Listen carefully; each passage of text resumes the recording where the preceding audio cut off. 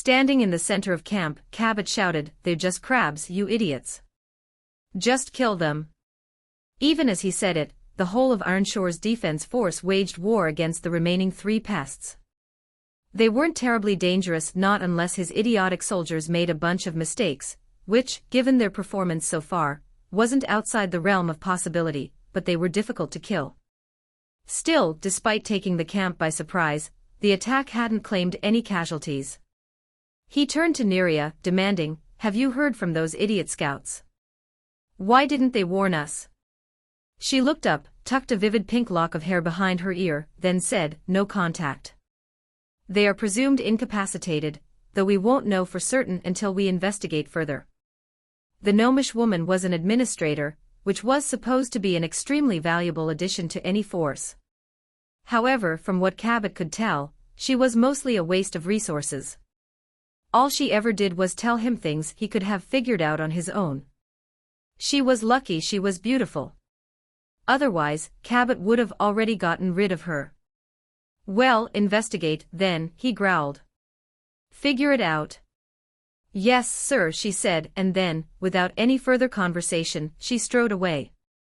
"Not now," he spat, though by that point, she was too far away. He looked around, seeing that he was safe. At least the idiots had managed to repel a few scavengers, if they hadn't. He looked around at the battle-hardened combatants. They were all of a level with him, though he knew most had fairly common classes. Not like him. The Berserker class had never been his goal, but after seeing his other options, he'd made the only choice that made any sense. And since then, he'd come around to its benefits. However, that didn't mean he was completely comfortable with some of its downsides. That would take years of pain and effort, neither of which really appealed to him. Still, it was a powerful class with great attribute bonuses that put him above any other elite in Ironshore. And even if he'd lost the opportunity the captured dragon represented, he was still on a fresh world with plenty of chances to improve. So long as he could find whatever natural treasure made the island so special. And it was special. He knew that from the moment he set foot on shore. The Ethera was thick, feeling almost solid to his senses, and the crab's advanced mutation was even further evidence that there was something worth harvesting in the area. He just had to find it. But to do that, he needed to establish a foothold. Cabot might have been impatient, but he was anything but foolish. The first step was to create a defensible position. Then, he would send the scouts to map the interior of the island. Meanwhile, his underlings would begin the process of subduing the local fauna. And when the time came, he would reap the benefits. Really, it was probably for the best if a few of his soldiers died. That meant that he'd have to worry less about appeasing them. After all, natural treasures were finite, and Cabot had no desire to split the benefits with anyone else, least of all the sorts of idiots he'd been able to recruit for an expedition into a newly integrated backwater. Finally, one of the dwarven warriors, Rockbeard, unless Cabot was mistaken, finished off the final crab with a vicious, overhead swing of his axe. And then, everything went quiet. A few of the soldiers who knew how to harvest monsters rushed forward, intending to tear the crabs to pieces in hopes of finding something useful. The shells were durable enough that some of the craftsmen back in Ironshore might be able to use them for armor. The meat would probably be edible as well, and given the thickness of the ambient Ethera, a decent chef might be able to make something worthwhile with it. But Cabot wasn't concerned with any of that. The real prize was whatever treasure had given the island its increased Ethera density. Unless it turned out that the crabs were more valuable than he expected. If that happened, he would take his cut. "Mr. Cabot," came Neria's voice. Cabot whipped around and demanded, "What?" "We found one of the scouts," she said. "Or what was left of him. Initial findings suggest that he was killed before the..." At that moment, the Ethera in the air stirred. Cabot only had a moment to activate his ability, Death Wish, before the world came alive with wind, lightning, and trembling earth. He activated Blood Shield as well, enveloping himself in a bubble of red-tinged force. It was just in time, too, because a second later, an enormous bolt of lightning descended upon Neria, tearing through her before ripping a hole in the rocky shore. The force of the lightning bolt sent her flying through the air, where the wind cut through her, leaving a trail of blood behind. She landed before taking another bolt of lightning, but by that point, Cabot knew she was already dead. All around him, chaos reigned as the earth was ripped asunder, and a violent thunderstorm tore across the sky. Blades of wind whipped through the air, drowning out the screams of agony coming from anyone who hadn't raised some sort of defenses in time. The warriors fared the best, with the healers following soon after. But the mages took the worst of it. At the end of the day, ethereal shields, which were a staple among the mage variants, could only take so much before they broke. And break they did. Cabot fell to the ground, curling up in the fetal position as the entire camp was torn apart by the fury of nature. It only lasted a handful of seconds before it dissipated, but by that point, the damage had been done. When Cabot pushed himself upright, he saw nothing but carnage. Most of his soldiers had survived, but there were enough casualties that he had to wonder if he'd made a mistake by coming to what had been described as a cursed island. "Report," he screamed, his voice shaking as he let his abilities lapse. But that's when he remembered Neria's fate. She'd taken care of all the administrative functions, so when she'd stupidly allowed herself to be killed, her failure had robbed him of necessary utility. Looking around, Cabot felt something sting him. He slapped his hand against his neck. "Sound off," he shouted. Then, something else stung him. A moment later, a wave of dizziness swept over him. He looked up to see a swarm of biting flies descending upon the camp. And as his stomach twisted with nausea, he couldn't help but wonder if the island was, indeed, cursed, as so many back in Arnshore suspected. Hey Elijah everyone, didn't stay welcome to watch his swarm Firescale fall upon the camp. Audiobooks. If you enjoy Calamity the had been audiobooks, incredibly don't forget effective, to and subscribe it had to the killed channel. a few of the invaders If by you'd like itself. to support us further, However, consider like the becoming crabs, a it was Patreon only member. ever intended to be part As a of the member, first you'll wave of gain the attacks. ability to request the A next part distraction of a meant to novel break through their audiobook defenses I've uploaded, and allow Swarm to depending do on its your work. Patreon tier. The only downside was that Calamity had a significant recharge period before it would once again be available, a trade-off that was probably responsible for its incredibly low Ethera cost. By comparison, Swarm had a high cost, but could be cast back-to-back if he had the available Ethera. Which he didn't. In fact, Elijah's core had been almost entirely drained by the sequence of attacks, so he had no choice but to retreat. As he ran through the forest, he wondered how effective Swarm would be. He knew the Force had plenty of healers among their number, but he also had no clue whether they could cure the Swarm's afflictions. Even if they managed it, there would be a cost. And that was fine with Elijah. Despite hoping otherwise, he'd known from the moment the invaders landed on the shores of his island that he wouldn't win the battle in a single day. Indeed, he expected it to take quite a bit longer than that. But the first strike was important because he hoped it would set the tone for the rest of the conflict. He needed to keep them off balance so he could continue to wage guerrilla warfare. The worst that could happen was if they chose to break camp and head back to Arnshore. That would let them regroup, resupply, and replenish their numbers. If they returned after that, then they would be prepared for Elijah's tactics. Of course, they didn't even know who he was. Even if they suspected his presence as opposed to some guardian, they would only think he was a caster. They didn't know about his predator form, which gave him the continued advantage of surprise. All in all, Elijah was happy with how things had gone. He just hoped his advantage would continue. To that end, he retreated from the shore, racing through the forest with experienced ease. All the while, he kept his mind trained on the devastation he'd wrought on the camp. There were 31 survivors, and if his senses were anything to go by, they hadn't escaped unscathed. Only a couple seemed completely healthy, and the healers were in the process of healing the afflictions. It was no easy task, either, and it took multiple casts for each of the afflicted. Once Elijah was about a mile away, he settled down to rest. Glancing up at the forest's canopy, he saw sunlight beginning to peek through the leaves. It had been an exhausting night, but he'd only just begun with the defense of his island. There were still more than 30 left, and Elijah knew he and his grove wouldn't be safe until they were all dead. So he rested. He regenerated his Ethera. And, more importantly, he considered the tactics he would need to employ if he was going to survive the incursion. Asterisk, asterisk, asterisk. Cabot looked around at the devastated camp. Almost 20 dead, all because his moronic and lazy scouts hadn't been paying attention. If they hadn't already paid for their inattention with their lives, he would have killed them. "Sir," said Iros, one of the goblin mages. He'd just been healed, but his skin still bore the marks of that damnable infection. Even Cabot hadn't been capable of resisting it, and though it hadn't killed him, he still felt weak. And judging by the way Iros swayed on his feet, the goblin was just as affected. "We should go back. We need to regroup." "Regroup? No." "But sir."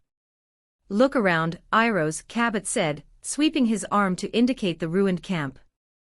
Most of the tents had been trampled by the crabs, and the dead bodies still hadn't been recovered. Multiple people lay on the ground, groaning in pain, too ill to rise. Healers knelt beside some, but Cabot suspected that, before they got to everyone, a few more would perish. But that was expected. And in his mind, it was acceptable. After all, the less people who lived, the fewer times he had to split the reward for their efforts. More, Cabot thought of it as trimming the fat. Without the weak to hold the rest of them back, the group would be capable of so much more. "What am I looking at?" asked the goblin. "If the natural treasure's guardian is powerful enough to do this, then think about what it must be guarding," Cabot said. It was well known that a guardian's strength was directly linked to its treasure. Iros's face split into a jagged-toothed grin as he processed Cabot's statement. "I see," he said. Then, his grin faded before he continued, "But sir, what if it's too powerful for us to kill? Remember what happened to Dina and her group. We don't know what happened to those three. For all we know, they ended up getting killed by some sea monster," Cabot said. "But it doesn't matter. Those idiots were always too confident for their own good. And anyway, we're prepared now. We know the Guardian's tricks. Now we can defend against it. Get the shield arrays set up. Use the coins if you need to." Iros said, "Aye, sir." Cabot nodded, then said, "This time tomorrow, we'll all be taking whatever this island has to offer." He looked around at the rest of the group. "Well, those of us who survive." Once they defeated the Guardian, Cabot intended to make certain that there weren't many left to split the spoils. Alyssa stepped through the doors and felt the familiar moment of nothingness before the interior of the Capitol building came into focus. Once she'd visited Washington, D.C., and while there, she'd taken a tour of the U.S. Capitol building. So the sight that greeted her was easily recognizable. The expansive lobby was festooned with white marble, with a foursome of comparatively small statues standing before square columns. Behind and between those was the much larger replica of the Statue of Freedom, which depicted a robed woman wearing an elaborate headdress. Behind that sculpture was a pair of identical staircases that met on an elevated platform. "It looks like the Capitol Visitor Center," she said once the others had joined her. "Like the U.S. Capitol. But that wasn't Washington, D.C. out there," remarked Bryce. "I mean, I've never been, but, well, I've seen movies." "It wasn't," agreed Roman, clutching his bow while looking around. "I'm willing to bet that the rest of this building doesn't exactly match up with the real thing, either." Alyssa didn't say anything else, but she suspected Roman was right. The levels for towers could take just about anything for inspiration, so it wasn't surprising that it had used one of Earth's most iconic buildings. However, she did wonder if it would have presented itself similarly if the tower climbers hailed from another country. If they'd been French, perhaps it would have resembled the Louvre. Or Buckingham Palace for a group of Englishmen. She shook her head. There were too many possibilities to consider, and regardless of how interesting it was, it seemed a fruitless endeavor to do so. Understanding the nature of towers wouldn't help them survive what was coming. What could help them, though, was the silver box that suddenly appeared before her. Alyssa knelt, flipped the latch, and opened the box to reveal a long, thin dagger. She looked at the notification that had appeared directly after she'd stepped into the building. "Congratulations. You have completed level 2 of the zombie apocalypse. Grade B. To progress further, defeat the final guardian. It was an expected message, though Alyssa had to admit that she felt a sense of accomplishment when she saw that the group had been given a higher grade than after the last level. She wasn't certain what it really meant, but she suspected that the reward's power was dependent on their grade. In any case, she moved to the next notification. Reward for completing level 2 of the zombie apocalypse. Stiletto of Sundering. It's called a stiletto of sundering, she said, reaching out to pick the weapon up. When her fingers closed around the hilt, she felt a brief jolt of Ethera, suggesting that it was an incredibly powerful weapon. Even her spear, which, according to Carmen, was the strongest weapon created by any of Easton's crafters, didn't come with that sort of feeling. She glanced back at her companions, wondering who should get the item. Varen and Bryce were out, largely because Burse had no martial ability, and Varen favored her Morningstar. Alyssa also ruled herself out as the recipient. She could use a dagger well enough due to her novice level of weapons mastery, but she preferred to use the spear. A dagger would only be a backup weapon for her. But both Roman and Trace could make use of it. In Roman's case, he typically used his bow. However, he had a couple of abilities meant for use in melee combat. As for Trace, the outlaw favored longer blades, but Alyssa suspected that he could use daggers just as effectively as he used his swords. I'm thinking it should go to you or Trace, she said to Roman. Up to you. Without hesitation, Roman said, Trace. He can make better use of it. The outlaw narrowed his eyes. You sure, Chief? Roman nodded. Consider it a loan. When we get back to Easton, we'll redistribute these rewards for the greater good. Trace shrugged. Sounds fine to me. Then, he accepted the offered dagger of sundering, letting out a slight gasp when he took hold of the hilt. He didn't say anything else, though, so everyone quickly moved past it. Alyssa told everyone what the level's task was, but no one was terribly surprised. According to the guides they'd all read, most towers required a show of strength before the climbers could claim the final reward. After taking a few minutes to collect themselves, they began their progress through the building, using a similar strategy to what they'd established in the city. Trace and Roman acted as scouts, while the others took the only route available to them up the stairs and down the wide hall. Alyssa noticed that each side of the corridor was lined with paintings, though they'd been slashed to pieces, obscuring the subjects. After a few hundred feet, which would make it an incredibly long hall, Alyssa started to notice the blood.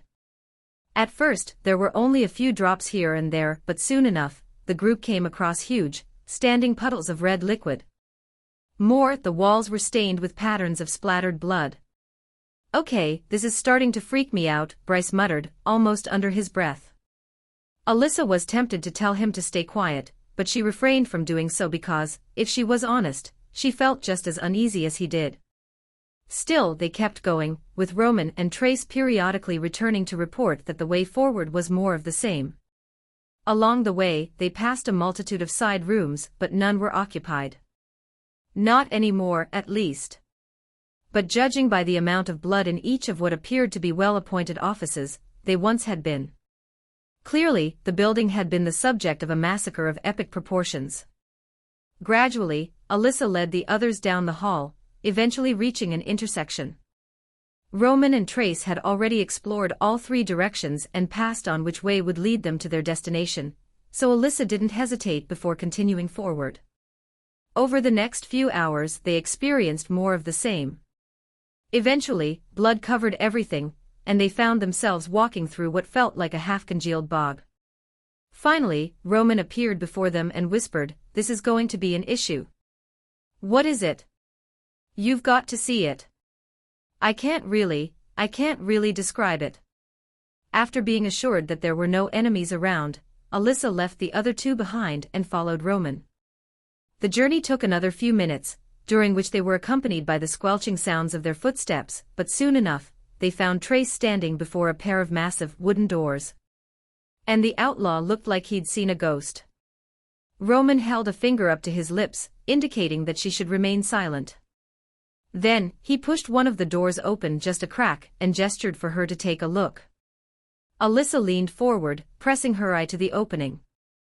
Her eyes widened in horror.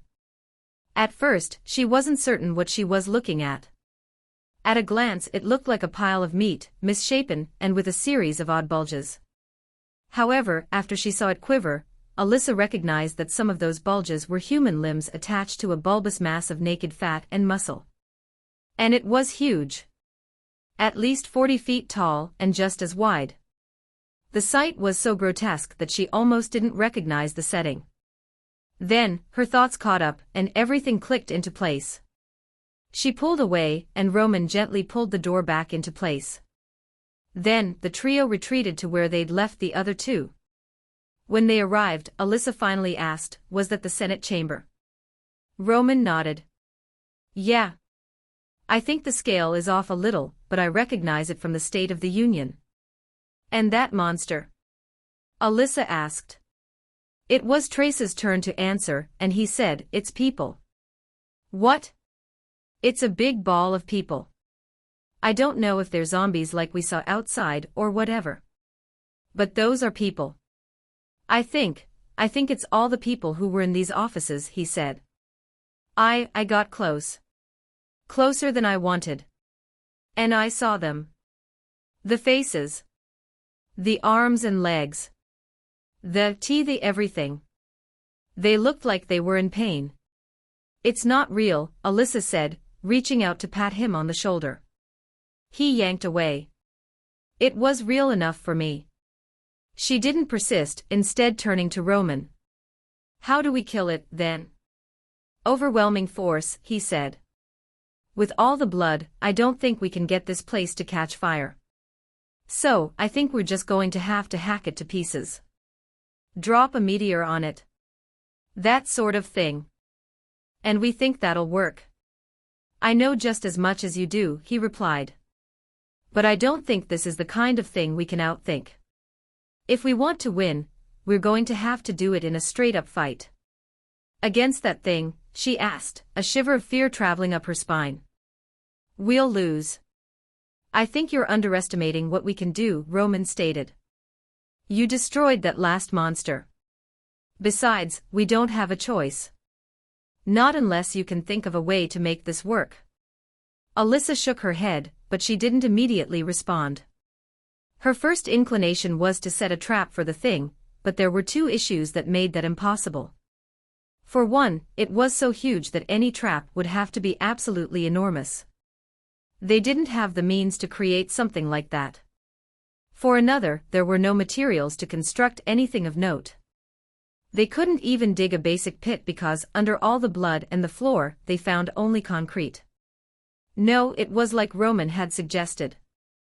If they were going to conquer the tower, they'd have to do so in a straight fight against the abomination.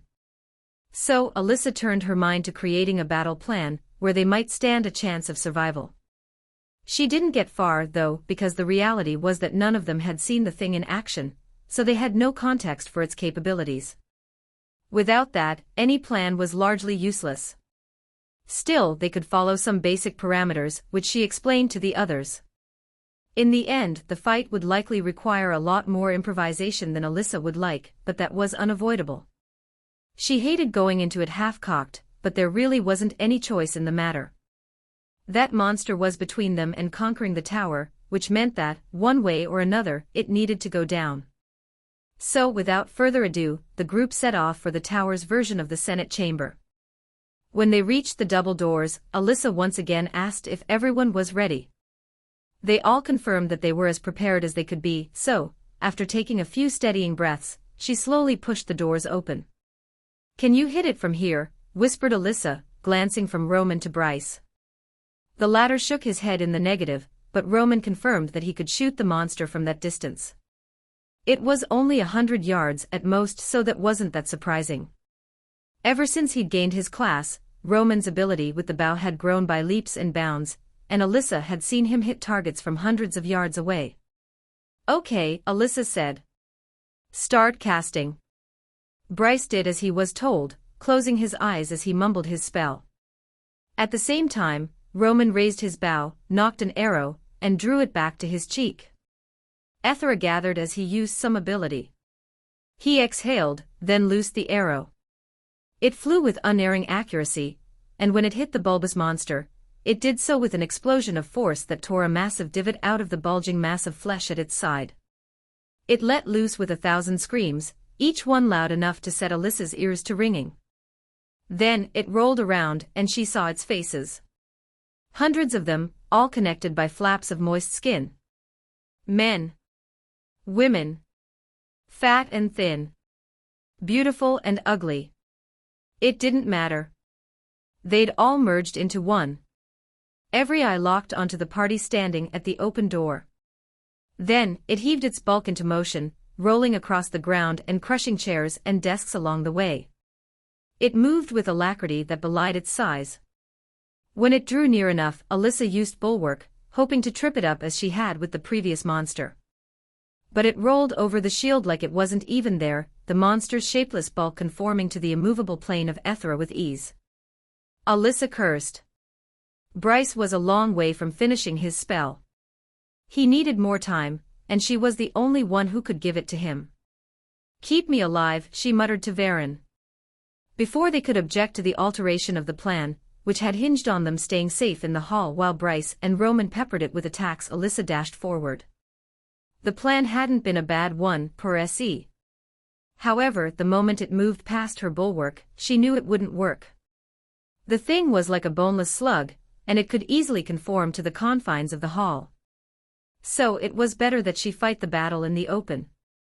Hopefully, that would allow her to use her mobility and keep it occupied while Bryce and Roman did their job. With heroic leap, she soared into the sky, hoping that she had what it took to survive. Sunlight streamed through the forest canopy, casting the undergrowth in deep shadow. Elijah stepped lightly, his feet making no sound as he slowly approached the trio of invaders. The closest was a slight gnome with bushy, turquoise hair, while her two escorts were both dwarves with magnificent, black beards. The pair of dwarves both held wicked axes, and the gnome wore a robe and carried an elegant staff that was taller than she was. "I don't like this," growled one of the dwarves, peering intently into the shadows. "I feel like I'm being watched." "This place is cursed," said the other. "You always say that," the gnome responded, rolling her large eyes. Elijah took another slow step, carefully placing his paw on the loamy ground. "I do not." "She's right, Baiko," the other dwarf said. "It's just like that cave we found last month. You said that was cursed too, and how'd that turn out?" "That was different. How was I supposed to know there was ghouls around?" "Ghouls are common on newly integrated worlds," the gnome stated. "Did you even read the pamphlet I made before we came here?" Another step. "Baiko can't read." "Can so." Then another. "Sure, buddy. We all believe that," said the second dwarf, patting the other on the shoulder. Finally, Elijah was in range. He used Predator Strike, then pounced. His claws met some resistance from the mage's shield, but it wasn't enough to keep him from ripping out her throat. Even as she fell, Elijah kept moving, disappearing into the shadows. The moment he was out of sight, he bounded up the trunk of a tree, then out onto a limb. Meanwhile, the dwarves reacted, charging noisily into the brush but finding nothing. Oh gods! What was that? Looked like a giant lizard. Weren't no lizard. That was a... Elijah leaped from the branch, using Venom Strike as he dropped onto the smarter dwarf's shoulders. In less than an instant, his teeth sank into his neck, and then he was gone, bounding back under cover. "It bit me. It bit me. Ain't nothin' but a scratch. I don't feel so good." Elijah raced from the scene, getting far enough away to use Guise of the Unseen. Once he did, he wheeled around and crept back to where the dwarf had fallen to his knees. He fumbled at his belt pouch, grabbing a small vial and tipping it back. Even as he did, Elijah darted forward, using Predator Strike before slashing his claws across Biko's hamstrings. Even as the short figure fell forward, Elijah dashed behind a tree. "Gimme that potion." "It got me." It got me, Tor. Whatever the other dwarf had drunk had clearly counteracted the neurotoxin inflicted by Venom Strike, but he was still a little unsteady. He turned left, then right, holding his axe before him. He used some sort of ability, but Elijah couldn't tell what it did. Probably something defensive, given their obvious role. Elijah didn't care. All he needed was to break the skin, and he doubted anything but a powerful mage's shield could stop that. So he once again used Venom Strike, then dashed from under cover and leaped at Tor's face. His claws barely managed to pierce the dwarf's skin, but it was enough to deliver the toxic payload before he bounded off. Tor coughed, then pitched forward onto his face. The potion obviously hadn't completely cleared the neurotoxin, and the extra dose had pushed him over the edge. Even as he fell into a seizure, Elijah circled the remaining dwarf, who, due to his torn hamstrings, was having trouble remaining upright. Coming at him from behind, Elijah once again used Venom Strike before raking his claws across the dwarf's back. Before Baiko could turn around, Elijah had already bounded up the nearest tree, where he waited for the neurotoxin to finish the dwarf off. It took less than a minute before the final bit of kill energy swept through him. Elijah's shoulders sagged as he sank to his stomach in exhaustion. Using Southwest many abilities, so close together had really taken it out of him. But still, he'd managed to win the fight, which meant that there were only 28 more. After a few minutes of rest, Elijah leaped from the branch and headed toward the next group. The bulk of the invaders were still in camp, but after they'd recovered from Elijah's first attack mostly, at least they had begun to send groups out to scout their surroundings. At present, there were 2 other groups out and about, which meant that Elijah had his targets. Gradually, he stalked his prey, another group of 3, consisting of a pair of goblins and a gnome, and when the time was right he pounced. The fight went much as the last had, and over the next couple of minutes, he took them down. The only dangerous bit came when the mage's shield managed to block his first attack, but Elijah was quick enough to adjust. The next attack took the mage out, and the remainder of the battle followed the script he'd used during the first encounter. The next group fell as well, and soon enough, Elijah was alone within the forest. With the invaders confined to their camp, he decided to head back to the grove, where he ate a meal of berries and mushrooms. He'd have loved to eat something warm, but he didn't want to give away his position with a fire. If the invaders were even moderately observant, they could follow a plume of smoke right to the grove. Wait. There was an opportunity there, wasn't there? If he could count on the invaders coming to a certain spot, then couldn't he take advantage of their predictability? It was worth a shot. Elijah thought he could kill them using his current tactics, but only if they didn't adjust. So long as they kept to groups of 3 or less, he would be fine. But if they increased their numbers, things would get much more difficult. Wouldn't it be better if he could take some of them out of the fight, without his direct intervention? At worst, it would force them to focus more on the environment. With that, Elijah cemented his plan and set off across the island. He didn't intend to go far, just a mile from the camp, but once he reached the clearing, he got to work. First, he started digging. With his enhanced strength and sharp claws, he was almost as efficient as a small backhoe, and within an hour, he'd completed his first pit. Then, he dug a handful more, arranging them in a semicircle. It took half a day, but the invaders remained idle, giving him the opportunity to complete his undertaking. Once the pits had been dug, each one reaching a depth of almost 10 feet, he set off into the forest to gather sticks. Doing this required that he shift back into his human form, but he didn't mind. He had plenty of Ethera available, so he could shift back into his predator form at a moment's notice. Fortunately, Elijah's enemies remained sequestered in their camp. Likely, they knew that something was hunting them, and as a result, were reluctant to leave, especially with night coming. That played right into Elijah's plans, giving him hours to finish building his traps. He'd based the design on a medieval fortification called a trou de loup, or a wolf hole, which consisted of a dense pattern of conical pits, at the bottoms of which would be punji sticks. In some cases, rotting meat or feces would be smeared on the wooden stakes, but Elijah had neither the time nor the inclination to go to those lengths. In any case, he suspected that any long-running infection that came from such tactics would be easily cured by the healers among the invaders. No, all he cared about was creating more chaos. With any luck, he could repeat his actions from before, using Calamity and Swarm to further whittle their numbers down. And if he was truly fortunate, he'd kill them all in one go. After sharpening the stakes with his knife, Elijah jammed them into the bottoms of the pits, then went about gathering some firewood, which he arranged in another shallow pit at the center of the arrayed traps. By that point, it was already night, which gave him only a few short hours to finish the project. The last piece that would bring everything together required him to weave a series of flimsy mats from grass he gathered from nearby.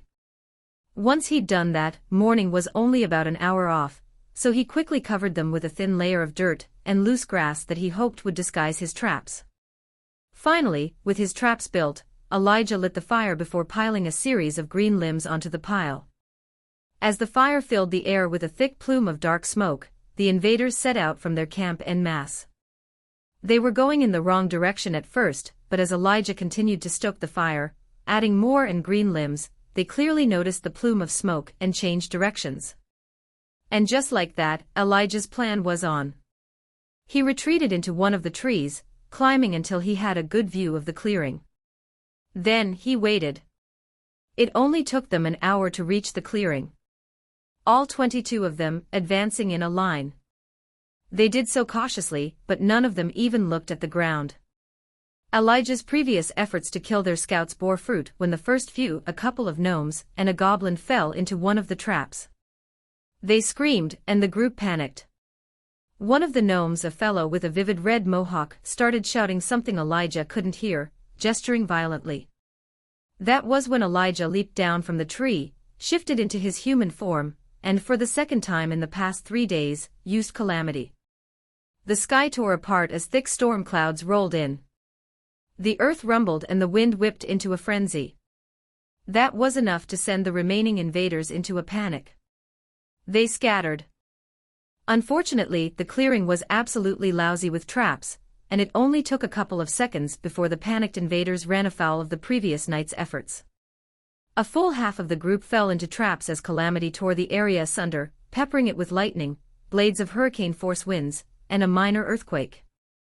As before, it only lasted for a few seconds before it dissipated, but by that point the damage was done. Elijah cast Swarm. Thousands of biting flies manifested, then swept down on the trapped invaders. Some tossed fireballs and other spells out to try to mitigate the mass of insects, but their efforts were all for naught. A handful of gnomes and goblins had managed to avoid the traps, but all except one had fallen to Calamity. Elijah crouched at the tree line, watching as Swarm did its work. Slowly, the kill energy flooded in, pushing him past level 30. And just like that, the invaders were finished. Only one remained. A few others were still alive, but he was the only one who remained upright and mostly healthy. The same gnome that seemed to be in charge, pulsing with red energy, stood amidst the carnage. He looked around, panicked and furious, screaming something unintelligible. Elijah kept an eye on him, and as he continued to regenerate his Ethera, inspected his new spell. Shape of the Guardian. Take on the form of a stalwart guardian, vastly increasing your strength and constitution attributes. Spell casting is suspended while form of the guardian is active. Another shape shift, but unlike Shape of the Predator, it didn't cost nearly as much Ethera. As Elijah read the new spell's description, he watched the gnome's tirade continue. And after only a second more, the red glowing gnome finally locked his eyes on Elijah's position, and with a growl, launched himself toward the man who'd torn his small army apart. The gnome shouted in rage, the glow of his red aura increasing in intensity as he tore across the battlefield. Using Descending Dragon, Alyssa rocketed toward the bulbous mass of sweaty flesh. It reacted far more quickly than she could have anticipated, and even as she fell, a series of appendages thrust upward, each one tipped with a yellow pustule.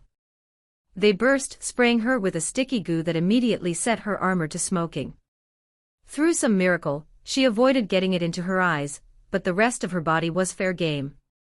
She screamed in mingled agony and anger, but her spear remained steady, tearing into the bulky monster and carving a huge gash into its moist form. The moment she landed, she tried to kick off, intending to use wings of the dragon to glide away to safety. However, the monster was too fast, and its multitude of disparate arms whipped out, grabbing at her legs. Caught off balance, she tumbled forward, slamming face first into the naked flesh. The thing let out a multitude of screeching laughs, then wrapped its arms around her, hugging her close.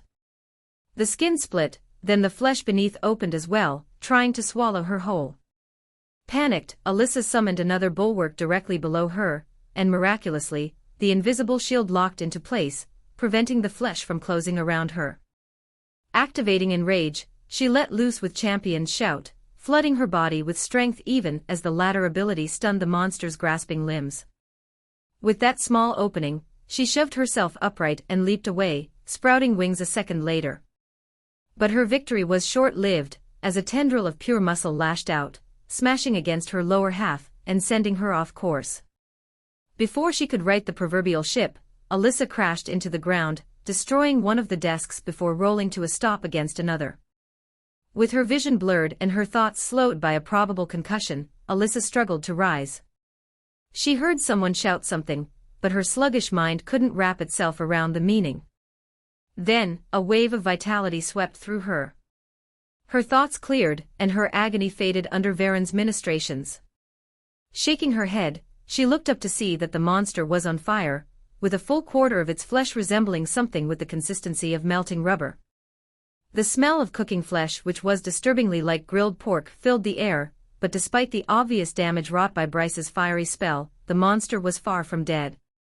And it was just as clearly pissed off. Each of its faces screamed in fury, while its various appendages waved in formless anger. It rolled forward, intent on crushing the author of its pain. Bryce tried to run, but he tripped over something Alyssa couldn't see. Roman shouted something, but he dashed away in the opposite direction. Bryce never stood a chance. He yelled, casting another spell, but it was the quick-casting variety, and the fireball connected with barely a sizzle before the bulbous monster rolled over him. It quivered in obvious ecstasy as a squelching sound filled the air. A second later, Alyssa saw the melted flesh begin to reform. Most of it was featureless, but she couldn't mistake the growing presence of Bryce's agonized face. Fury, disgust, and fear coursed through Alyssa's mind as her enrage reached new heights. She threw herself to her feet, then raced across the Senate chamber. The monster turned in her direction, quivering eagerly as it likely contemplated adding yet another body to its mass. When she got close enough, Alyssa activated 3 abilities, all in quick succession. First, Champion's Shout to briefly stun the monster. Then, Impale, to add a damage over time component to her next ability. Finally, she aimed a lancing strike in the direction of the monster's injured side, shouting a wordless war cry as she unleashed unstoppable thrust, sending a concentrated spear of Ethera to tear through its mass. Blood misted into the air as a layer of flesh was carved from its body. It screamed. But Alyssa wasn't finished. Once again, she used Heroic Leap. This time, though, she didn't go upward. Instead, she used it to send herself into a horizontal charge. Her spear took the creature in the injured side, slicing deeper than ever before. She landed amidst the bloody muscle with a wet squelch, pulled her spear back and stabbed again. And again after that. Vaguely, she recognized Roman's arrows joining her barrage of spear strikes. With every passing second, she was battered by the creature's nearest limbs. But none could dislodge her. Over and over, she brought her weapon to bear. She didn't escape unscathed, but Varen healed her from a distance. In the meantime, she also activated Recover almost by instinct. Slowly, she carved her way into the monster until, at last, she found something that seemed important. It was a concentrated ball of dense flesh that looked like a mass of wriggling worms. Was it the brain? Or was it the creature's original form? Alyssa didn't care. She attacked it, using Impale to increase the damage. Those wriggling worms shot out, but most of them hit her armor. The ones that found skin tried to burrow into her, but with hardened skin enhancing her constitution, they couldn't find any purchase. She ignored the pain, stabbing and slicing with her spear until, at last, the thing fell still. A second later, the flesh lost cohesion and fell apart. Alyssa tumbled to the ground as she was buried beneath hundreds of bodies. She panicked, slicing the cadavers apart, with every ounce of fury she could muster. But they were dead, and as such, they were no match for her blade. They were heavy, though, and it took her a few minutes to carve her way free. When she finally did, she found Roman and Varen waiting for her. And they looked almost disappointed. Or was that sadness? They had lost Bryce, after all. Maybe they felt guilty. She started to say something, but then, something rammed into her back. Alyssa twisted, but her body failed her. She flopped to her side, confused as to what had happened. Was there another monster? No. She had felt the experience from killing the monster. They'd conquered the tower.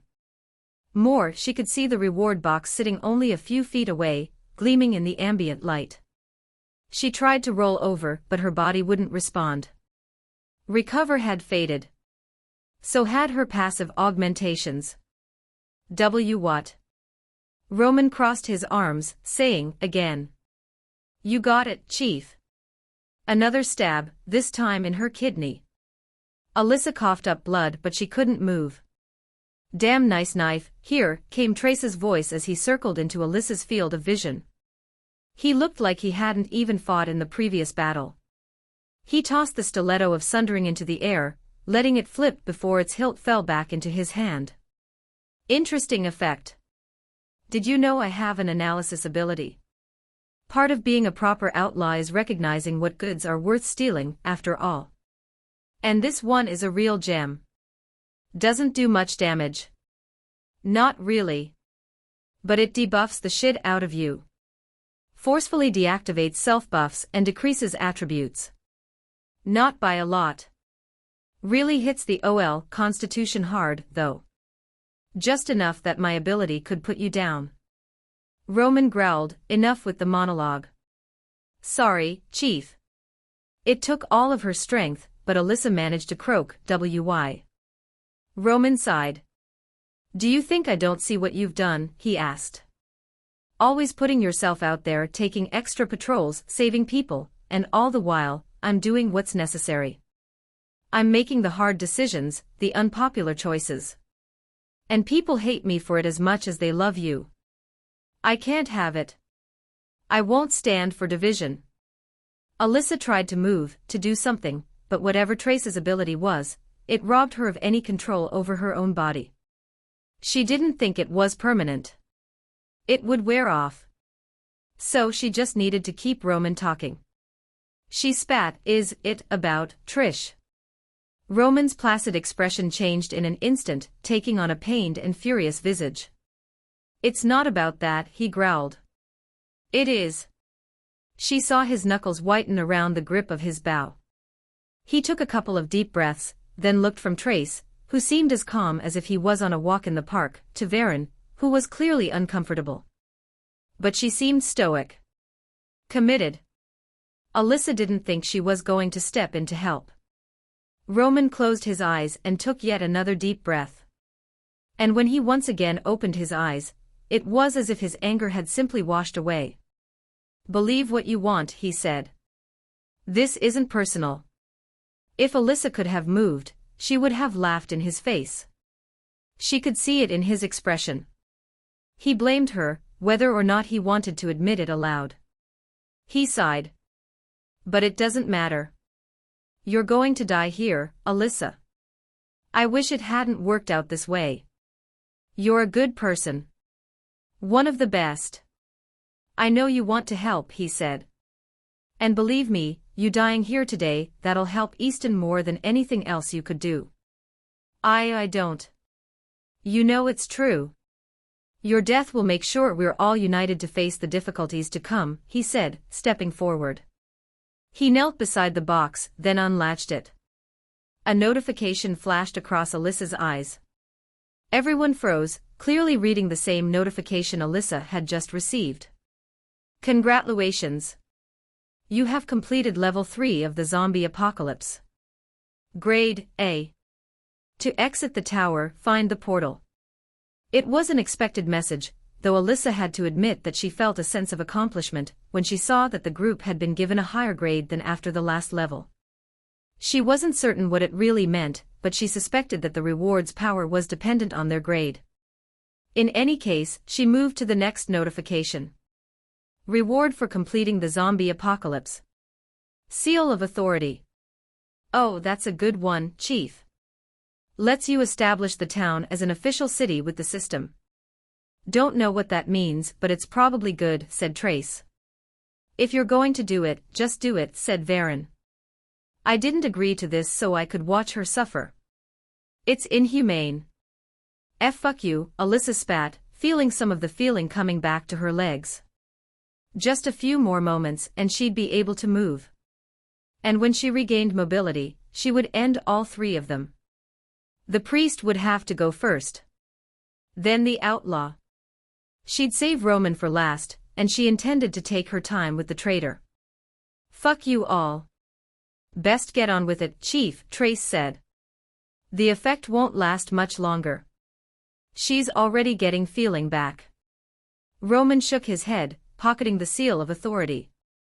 It was a simple item the size and shape of a coin, though she couldn't see it well enough to recognize more than that. Once he'd put it away, he stepped forward. He held a hand out toward Trace, and the outlaw responded by handing him one of his swords, hilt first. For what it's worth, I wish I didn't have to do this. Even with everything that's happened, I still consider you a friend. Then, Ethera swirled around him as he raised the sword in a two-handed grip.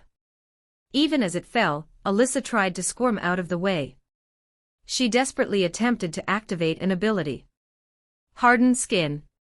Heroic leap. Shockwave. Anything.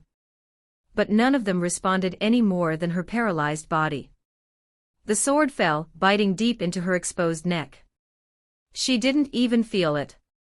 Nor did she immediately die. Blood pooled beneath her, and she tried to speak. Nothing came out but a wordless gurgle. Roman raised the sword again, and just like it had the first time, it fell upon her neck. Still, she lived. Barely. Darkness had begun to creep around her eyes, which flicked from one person to another. Trace looked unconcerned. Roman was stoic, yet regretful. But Varen, she had tears in her eyes. She didn't look away, though. The sword came down again, and at last, her head fell free. It rolled a foot or so away, and for a few seconds, Alyssa's awareness persisted. But then, finally, her life winked out. Her last thoughts were of impotent anger and revenge. The charging gnome was shorter than any of the others Elijah had seen, a fact he'd tried to disguise with a very ridiculous mohawk that extended almost a foot higher than was reasonable. Still, the diminutive man moved with enough alacrity that Elijah almost didn't have time to respond. At the last second, he pointed his staff in the gnome's direction, casting entangling roots. The spell took hold, transforming the targeted area into a quagmire of thorny roots. They reached up, wrapping around the racing gnome's legs and digging into his flesh. But he never stopped moving, ripping free and leaving quite a bit of blood behind. He was unaffected, though, moving just as quickly as before. Next came Storm's Fury, sending a bolt of lightning in the gnome's direction. It hit, and the attack was effective. The gnome Cabot, Elijah thought he'd heard someone say back in the camp, tumbled backward from the force of the lightning's impact, flipping end over end until he came to a rest after 10 feet. Elijah watched as Cabot staggered to his feet, his clothing smoking, and the flesh on one side of his face charred. Only a moment later, the red energy cloaking his form pulsed, and the blistered and black flesh flaked away, leaving unmarred skin behind. He was healing, and at a rate Elijah thought impossible. Even with touch of nature combined with healing rain, if he'd tried to heal that much damage, it would have taken hours. Perhaps days. But Cabot had accomplished the feat in only seconds. Seeing that, Elijah turned to run. He couldn't keep up to that kind of power. Not in a straight-up fight. Instead, he intended to use the same tactics he'd used before, harassing the gnome with hit-and-run tactics until he went down. However, before he could get more than a few steps, something hit him in the back. He went flying through the air, then hit the ground where he tumbled, end over end, until he hit the tree line. Thankfully, he didn't collide with a tree. Instead, he was slowed by the underbrush, and about 10 feet into the forest, he came to a stop on his back. He felt something wet. Confused there was no water around, he reached down, dipping his fingers into the puddle below. Pulling his hand away, he held it up in front of his face. And all he saw was red blood. He was bleeding. That didn't seem right. There was something he needed to do. Some way he should have responded. But in his foggy state, Elijah couldn't solve that seemingly insurmountable puzzle. Then, by instinct more than conscious thought, he cast Touch of Nature. The healing power coursed through him, healing his concussion and clearing his thoughts. But it did little for the gaping wound in his side. "You ruined everything," came a shout, accompanied by something Cabot, his slowed mind reasoned crashing through the underbrush. Elijah used Touch of Nature again, but it was like trying to fill a bucket one thimbleful at a time. The bleeding slowed, but it didn't even come close to stopping. He tried to rise, but his legs didn't seem to work. So, all he managed was to awkwardly lever himself into a sitting position. When he did, he saw the gnome, still pulsing with angry red energy, charging through the forest, an enormous, bloody axe raised above his head.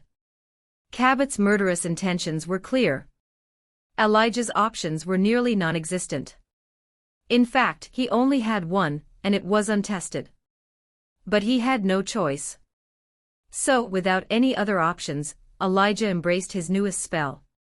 Ethera raced through his body, transforming it with every passing millisecond. Scales sprouted, muscles inflated, and his skeleton twisted into the appropriate shape. After only a second, he had assumed the shape of the Guardian. Shape of the Guardian. Archetype, Druid. Class, Animist. Level, 30. Take on the form of a stalwart guardian, vastly increasing your strength and constitution attributes. Spell casting is suspended while form of the guardian is active. Guardian's Renewal. Instantly and completely regenerate. Cooldown affected by regeneration attribute. Current, once per week. Elijah gasped as the notification flashed before his eyes. Whether it was a sign from the system, or his subconscious mind reminding him that his shape-shifting forms came with innate abilities, he had no idea. But regardless of whence it had come, Elijah wasted no time before using Guardian's Renewal. As the description promised, his wounds instantly healed. The exhaustion he'd felt from his days of fighting a guerrilla war disappeared. And just like that, he was ready to meet the gnome on equal footing. However, the transformation had clearly surprised Cabot, who'd stumbled to a stop. What? Elijah didn't wait for him to regain his composure. Instead, he pushed himself to his feet and raced forward. Or he tried to, at least. His new form was enormous and powerful, and the sudden disparity between his strength and dexterity made him clumsy. As a result, he found himself stumbling. Cabot took that as an opportunity to regain his momentum. Fury evident in his expression, he leaped forward, hefting his axe in a Herculean swing that took Elijah by surprise. He tried to dodge, but he still hadn't managed to master his new form. So he once again stumbled and Cabot's axe took him in the hip. A loud clang filled the forest as Cabot's momentum took him tumbling past Elijah's surprised form. The blow hadn't even drawn blood. Instead, the axe had gotten lodged in Elijah's scales. With a sweep of his powerful foreleg, he knocked the weapon aside, then turned to face Cabot. "What are you?" the gnome demanded, pulling another weapon out of nowhere. This one was a plain-looking greatsword with a blade almost twice Cabot's size. He held it easily, though, evidence of his inflated strength attribute. "A druid," Elijah growled, speaking before he thought better of it. He'd never even tried in his predator form, so the ability to do so surprised him. "And you're trespassing in my grove." Cabot took a step back, and the red light enveloping his form flickered, then dimmed slightly. A Druid. Here. How? Elijah tried to shrug his massive shoulders. It was difficult, given his new anatomy. As far as he could tell, the guardian form was a mixture of dinosaur, ape and bear. But that was inadequate to describe what he felt. He could move on two legs, but he was much more comfortable using his long arms to move in an ape-like gait. Perhaps he would know more about the form when he had a chance to study it further. For now, though, he had a gnome to kill. Cabot easily interpreted the situation, and as a result, his light flared as he charged forward. This time, his attacks were more measured, but his blade was incapable of doing more than chip Elijah's scales. At least at first. With each ineffectual attack, Cabot's fury rose. With it, he grew stronger, faster, and less controlled. In seconds, he'd become a whirling dervish of slashing blades. Elijah tried to respond in kind, but due to a combination of his mismatched attributes, inexperience with his new form, and the gnome's rapid movements rendered his own counterattacks ineffective. Each miss brought with it more frustration, and soon enough, Elijah was roaring like the beast he appeared to be. If he'd been in his predator form, he could have easily kept up. But it came with its own weaknesses, chiefly, that if he was hit, he probably wouldn't survive. By comparison, the guardian form lived up to its name, and it traded coordination for explosive strength and durability. In any case, he was stuck in the form because he didn't have the Ethera to fuel another transformation, and he couldn't endure the gnome's attacks as a human. No, he had to remain in the guardian form for now. Which meant that the two combatants reached something of a stalemate. The fight wore on. Minutes passed, becoming more than an hour. The whole time, Elijah stoically withstood the gnome's ferocious attacks. Eventually, though, the everlasting battle took its toll. Not on Elijah, who was well suited to such a fight not only due to his guardian form, but also because of his experiences in the tower. There he'd learned to endure, and against Cabot, he put those hard-won lessons to good use. As he did, he slowly grew more used to his new body. He knew it would take quite some time before he was nearly as comfortable in the guardian form as he was as a human, or in the predator shape, but he did improve, even clipping Cabot a few times. Still, the biggest deciding factor was that the gnome's abilities clearly weren't made for a long drawn-out battle. As it wore on, it became obvious that he was fighting against impotent frustration as much as he fought Elijah. And in the end, his abilities began to peter out. The red light dimmed, and his movements slowed. Still, Elijah didn't dare make his move. He knew that the moment he did, it would reignite the gnome's fury. So he had to make that first major blow count. Cabot flailed against inevitability. Eventually, his sword broke, and he produced another axe from thin air. That broke, too. However, with every passing minute, the gnome's attacks grew weaker until they were incapable of even chipping Elijah's scales. Still, he waited. And waited. The gnome continued, but Elijah knew how to be patient. Then, finally, the light winked out and Elijah struck. With his strength attributes so thoroughly inflated, he was well into superhuman territory. And even if he didn't have the dexterity to control his power, he didn't really need to either. Not with Cabot having slowed to more normal speeds. Elijah lashed out with his foreclaw. It was a simple jab, but it took Cabot directly in the face. The gnome flipped backward, then hit one of the nearby trees. It shuddered with the impact and Cabot crumpled. The red light flickered back into being, but Elijah had no intention of letting the gnome get going.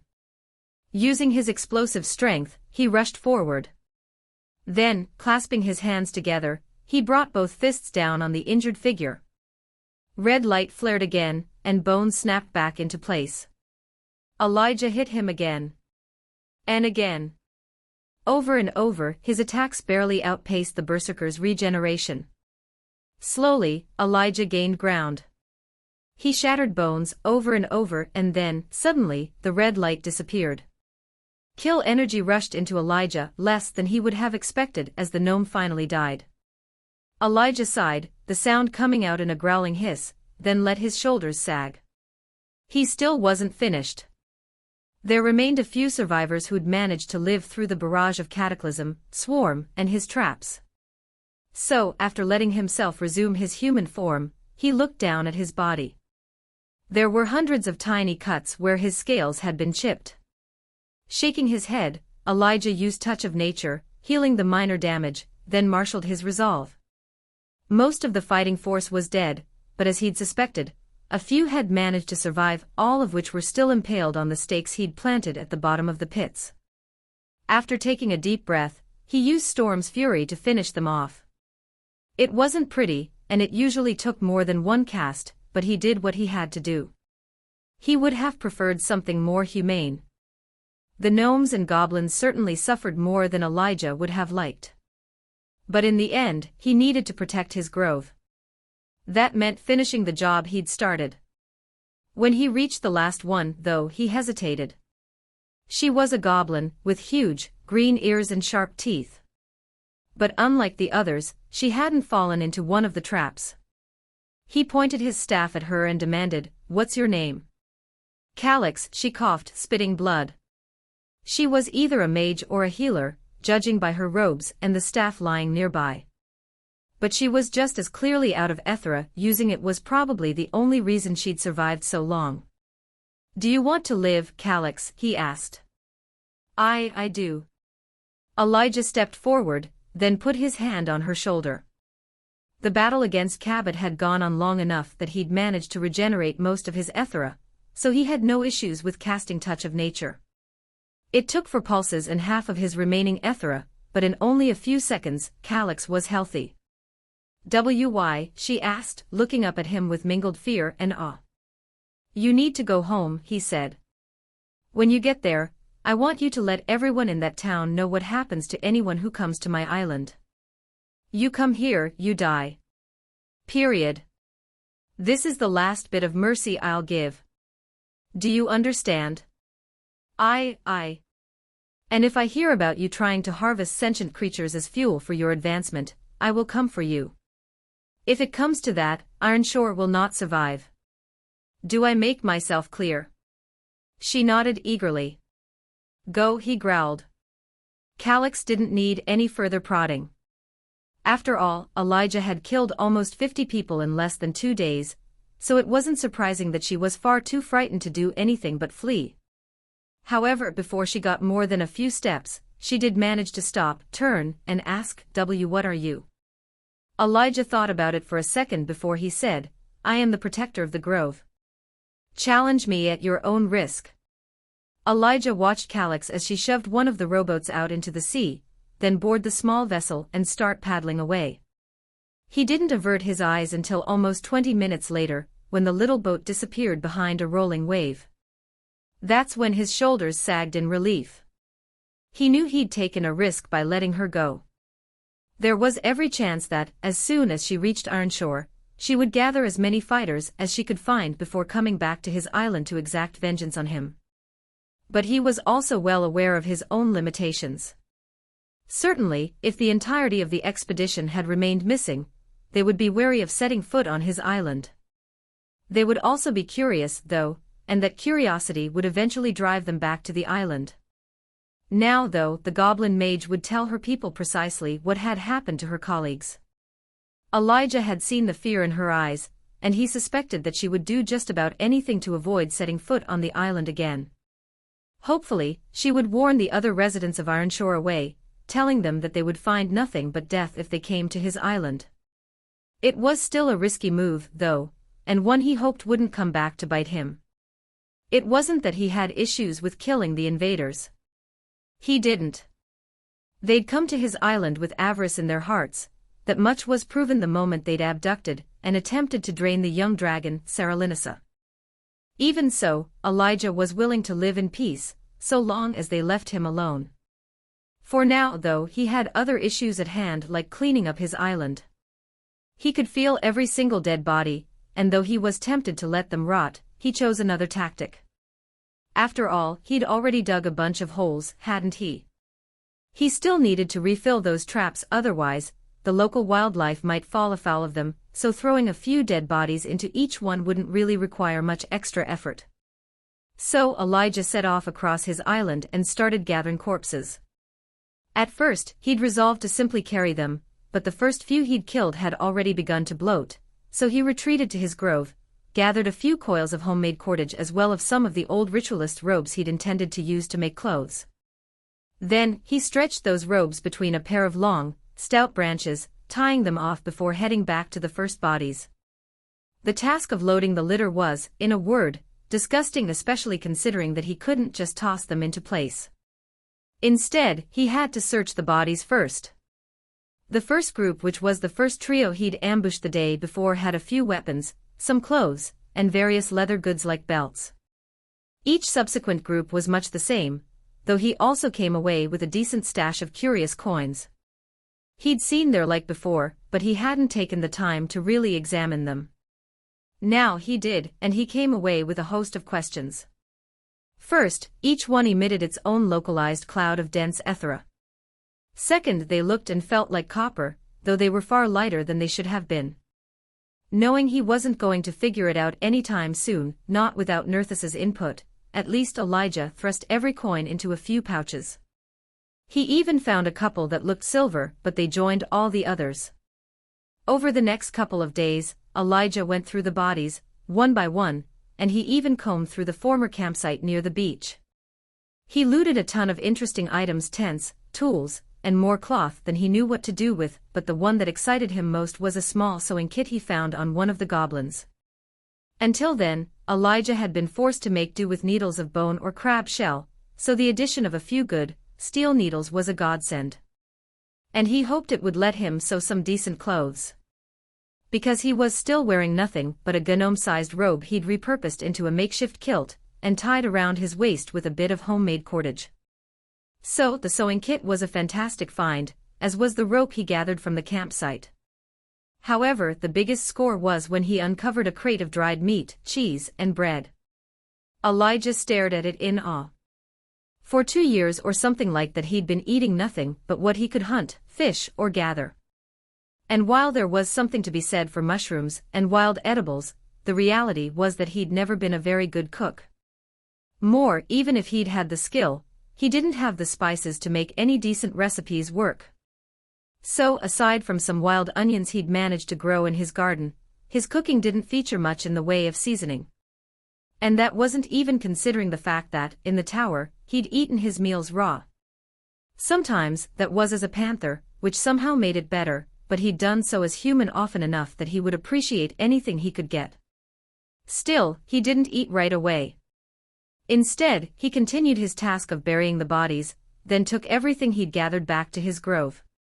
It took a few trips because there was so much, and when he finally had everything in one place, he couldn't stifle an appreciative sigh. "The grove is secure," came a familiar voice. Elijah looked up to see Nerthus perched on one of the steps leading up to his tree house. "Yep. I let one go though," he said. "I thought she might warn the others off." "Do you think that will work?" Elijah shrugged. "Honestly, I'm not sure. It'll probably keep them away for a while, but it's definitely not a permanent solution," he said. "If they're willing to kidnap a dragon, they won't be scared off by me." "Not indefinitely." "What do you intend to do?" Nerthus asked. "For now, I want to eat my weight in dried meat and cheese," he answered. "Then, I'm going to keep going the same way I've been going. I don't know. I have a few projects in the back of my mind. Plus, I just want to rest for a while." The tree spirit cocked his head to the side, then asked, "And what about when you get bored?" Elijah shrugged. "Who says I'll get bored?" "I do." He sighed. "Fine. Once I'm happy with the security of the grove, I plan to explore a little," he said. "Branch out, you know. Maybe I can find my sister." Nerthus said, "Perhaps this is overstepping, but you may want to consider diplomatic relations with the settlement across the strait." "What? Why?" "They clearly have a branch of the world tree," Nerthus explained. I figured as much. That's how they got here, right? Through the world tree. Yes, but not like you're thinking. When the world tree touched this world, non-earthlings were given the opportunity to come here, Nerthus said. Some did so as representatives of larger organizations. From what you have told me, the people in Ironshore are like that. Others came to escape something in the more settled worlds. Still others came to take advantage of a virgin world and the progression that will come with taming it. Okay. What does that have to do with anything? I mean, don't get me wrong, it's interesting, I guess. But it doesn't really answer the question, does it? Right. I was getting to that. Many of these colonizers brought envoys with them, Nerthus went on. The branches they can summon are a little more advanced than the ones native to this world. So in addition to the most basic functions, like accessing the knowledge base, market, and communications apparatus, they will often come with the ability to detect additional settlements within a certain territory. I see, Elijah said. Indeed, if what Nerthus had said was true, then if he could gain access to the branch, then he could use it as a guide to find the next closest settlement. Then that one could direct him to the next. And so on. Eventually, he would find Easton or at least Seattle. At worst, he could find other people who could send him in the right direction. It was as good of a plan to find his sister and her family as any he'd come up with. So far, the best he'd thought of was to simply roam around and search for signs of civilization, which he would readily admit was a bad plan. The only problem was that the people of Ironshore weren't very likely to let him simply waltz into town and use their branch. At best, they would refuse him entry. At worst, they would attack him on sight. But then again, if there was one settlement like Ironshore around, then there were probably others as well. And perhaps they would be more amenable to a good relationship. Elijah shook his head and said, I guess that's a start. After that, Nerthus retreated into his tree, and Elijah began cataloging his new cache of supplies. Soon enough, he had everything sorted into separate piles. One pile held various weaponry, almost a dozen axes, at least as many staves, and a few swords, while another was comprised of the clothing he'd stripped from the corpses. The next was a little smaller, and it contained various leather items ranging from belts and pouches to armor. The next pile contained various bits of metallic armor. It was all valuable enough, though not to Elijah. If they'd been sized to fit him, it would have been one thing, but given that each piece was made for the much smaller dwarves, gnomes, and goblins, they were useless to him. However, he hoped that, perhaps, he could find some use for the metal. He was only basically familiar with blacksmithing methods, but he was willing to learn via trial and error. The final pile had the various odds and ends he'd found in camp. Pots and pans, cooking utensils, and various other tools were prominent. Aren't you a beauty, he said, holding up a large pot. For the longest time, he'd had to make do with an old, rusted, and far too small pot. But now, he was spoiled for choice, which would go a long way toward improving his quality of life.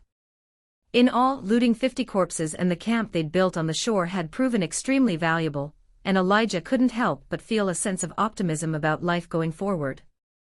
More than anything, though, he was looking forward to digging into the crate of food he'd taken.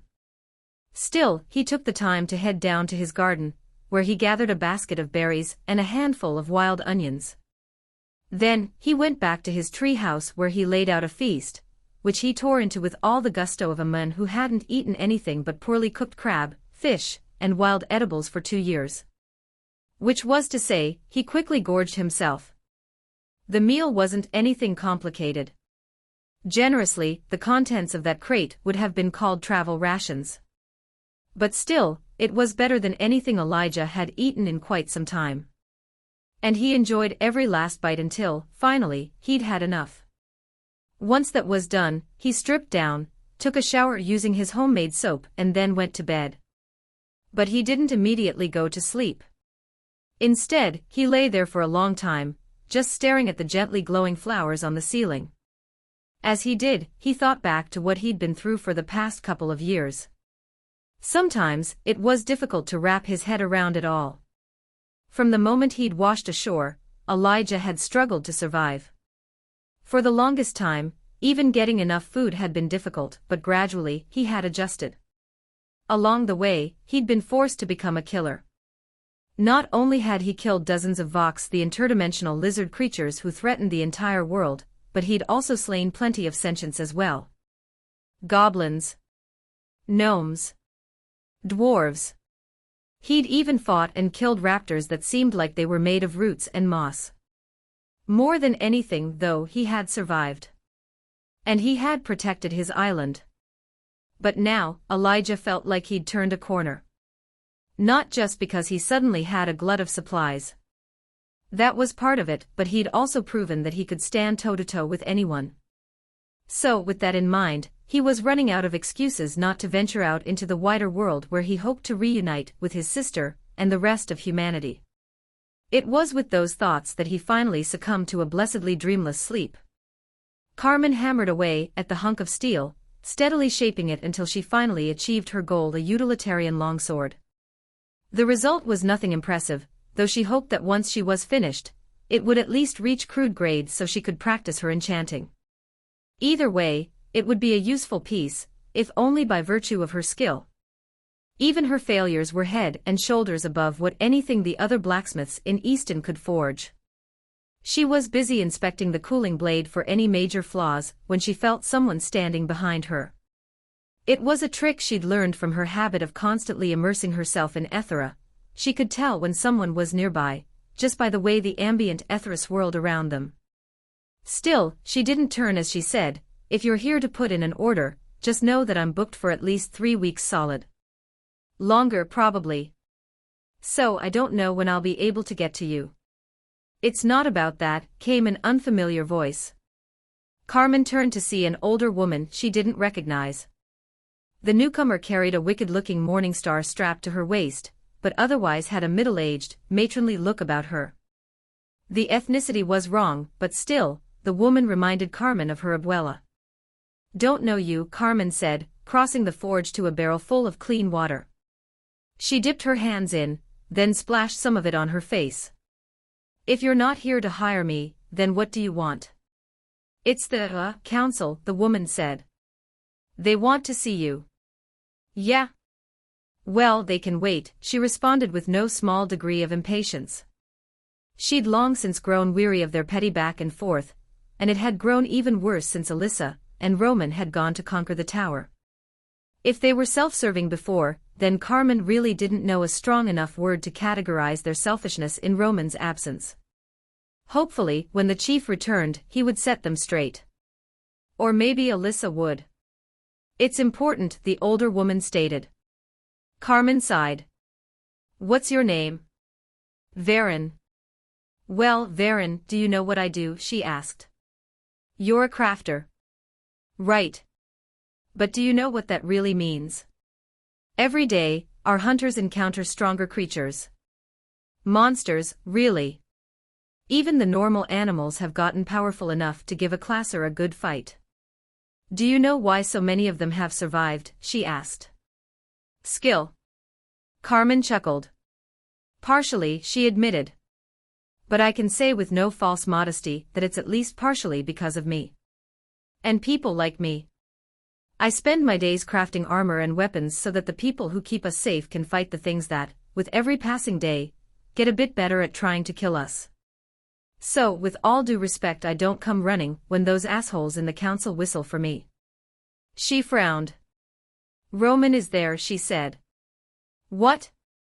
"Roman is back from the tower." Carmen broke into a wide grin. It was the wonderful news she'd been waiting to hear, though if Alyssa hadn't come straight to find her, then that meant something had gone wrong. Had they failed in conquering the tower? Was there some other threat?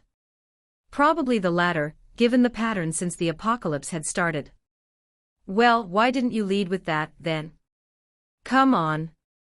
Let's go see what's going on." Varen looked like she wanted to respond, but then clearly thought better of it. Not that Carmen much cared. She was already striding toward the door before she even finished her sentence. After passing through and into the street, she paused only long enough to ensure that Varen had followed. Then, once she'd locked her door, Easton was a fairly orderly place, but thievery was still a problem. She strode off through the settlement and towards the 5-story government building. Once it had been a 2-story police station, but as the little settlement had grown into a proper city, the architects and builders had worked overtime to add more space. A good thing, too, because with a population that had climbed into the high 5-digit range, it took quite a lot of people to ensure that everything ran smoothly. Still, as Carmen joined the throng of pedestrians, they still hadn't figured out how to get anything but electric cars to work, and even those had been deemed useless because of how inconvenient they were. She barely noticed the city's growth. Once it had only been a collection of ramshackle huts, but now the structures were strong and sturdy as well as architecturally interesting. Even the streets had been paved with cobblestones, giving Easton an atmosphere that hovered between that of a modern city and something out of the Victorian era. The people themselves wore an eclectic mixture of contemporary clothing from before Earth had been touched by the world tree, and the latest from the city's tailors. There were people wearing blue jeans walking side by side with those clad in elaborate robes. Some people, it seemed, had taken the magical nature of their transformed world as an excuse to indulge some eclectic stylistic choices. There were plenty of people wearing armor as well. Some were guards as denoted by the standard-issue chainmail and sky-blue sashes of their offices, but others were the people tasked with patrolling the outskirts for threats to the city. Carmen had been on a few such hunts, so she recognized the necessity of armor, even if it was a bit mismatched, as was the case with those men and women. Gradually, the pair of women made their way to the government building. There had been talk about renaming it, but getting the council to agree on anything was a tall order. Especially without Roman's steady hand on the tiller. Carmen didn't particularly like the man, but she could at least acknowledge that he was necessary for Easton's survival. Without his influence, most of the people within the town's walls would long since have died.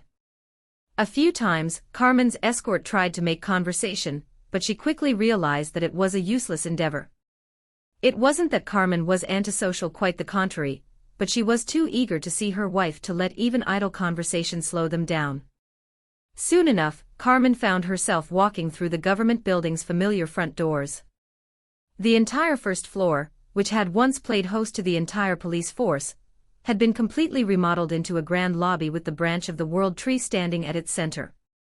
Dirk, the envoy of the World Tree, stood silent sentry as a line of people accessed the branch's features. With a thought, he could ban anyone who displeased him, and in the branch's vicinity, he wielded significant physical power.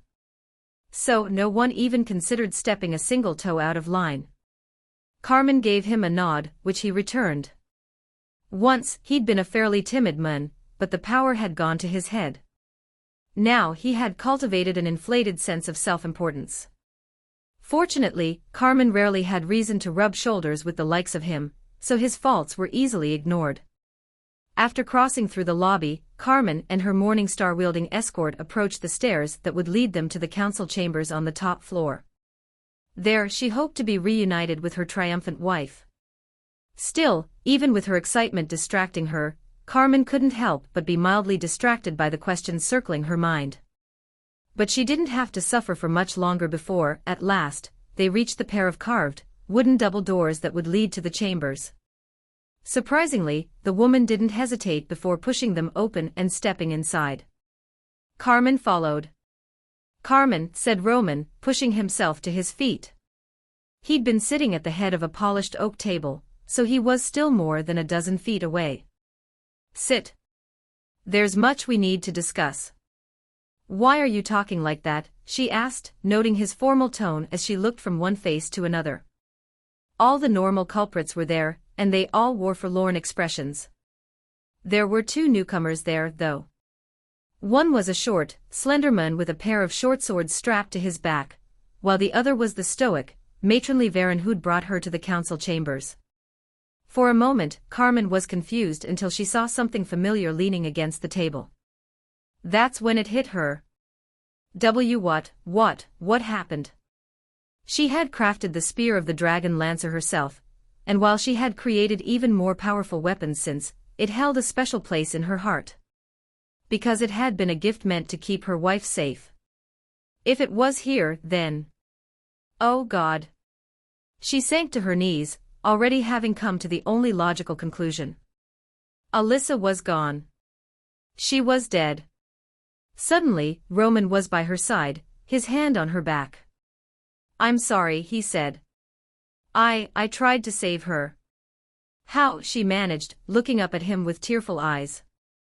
Roman knelt beside her and said, "She died a hero." "That's not what I asked." "How did she die?" "I want the details." Carmen hadn't forgotten the warning she'd passed on to Alyssa before she left for the tower. Back then, she'd told Alyssa to watch out for Roman, largely because they'd always had such different views on how to run Easton. He shook his head. "I know how you're feeling, Carmen. I've been where you are right now. It doesn't feel real, does it? Sometimes I still look up and expect Trish to walk through the door. It's been more than a year, and I still haven't gotten over it." Carmen clenched her fists, then repeated her question, "How did Alyssa die?" It came out as more of a growl, and the tension in the room rose to unprecedented heights. Still, Roman didn't react negatively, even if there were more than a couple of hands subtly creeping towards weapons. Then, he told her a pretty story about Alyssa sacrificing herself for the greater good. He described the circumstances, explaining how Alyssa had been speared through the back by a creature that cancelled her self-buffs while draining her attributes. She was defenseless, and she died before Varen apparently, that was the matronly woman's name, could heal her. All of it was perfectly believable. Alyssa had certainly been the type to sacrifice herself so her teammates could survive. Carmen had seen it play out on dozens of occasions, and she knew it was why Alyssa was so popular amongst most of the city's residents. They knew a hero when they saw one. But in the back of her mind, Carmen felt suspicion take root. After all, Alyssa's death was nothing but a benefit for Roman. He'd wrung everything he could out of her, and now that the city seemed capable of defending itself, she was no longer necessary. Or maybe that was just misplaced anger. She knew herself well enough to recognize that she just wanted someone to blame. The reality was that the world was an incredibly dangerous place, and it was only a matter of time before Alyssa ran into something capable of killing her. Before, it had been easy to think of her as something akin to a chosen one. Everything had come so naturally to her. But now she was gone. Carmen knelt there for some indeterminate time, her eyes unseeing until, at last, she blinked. By that point, all the others except for that slim man with the twin blades were gone. Idly, Carmen recognized that he had a high-quality dagger at his waist. It was at least simple grade. Maybe even complex, which was unheard of. Though with it in its sheath, she couldn't use tradesman's appraisal to get any more information. That small distraction was enough to pull her out of her stupor, and she shook her head before saying, "Thank you for telling me." She climbed to her feet, then grabbed the spear of the dragon lancer. For a moment, Roman looked as if he was going to object. After all, most of the time, such a weapon would have gone to the city's armory to be assigned to someone it might benefit. But her challenging glare must have told Roman that, if he wanted to confiscate it, he would have to pry it free of her cold, dead fingers. He clearly didn't want to go down that road. "Where are you going?" he asked when she turned to leave the room. "First, I'm going to get Miggy and tell him that his mom's dead," she stated, the last word coming out ragged and barely audible. "Then, I'm going to Juan Carlos's bar so I can get well and truly drunk. You're welcome to join."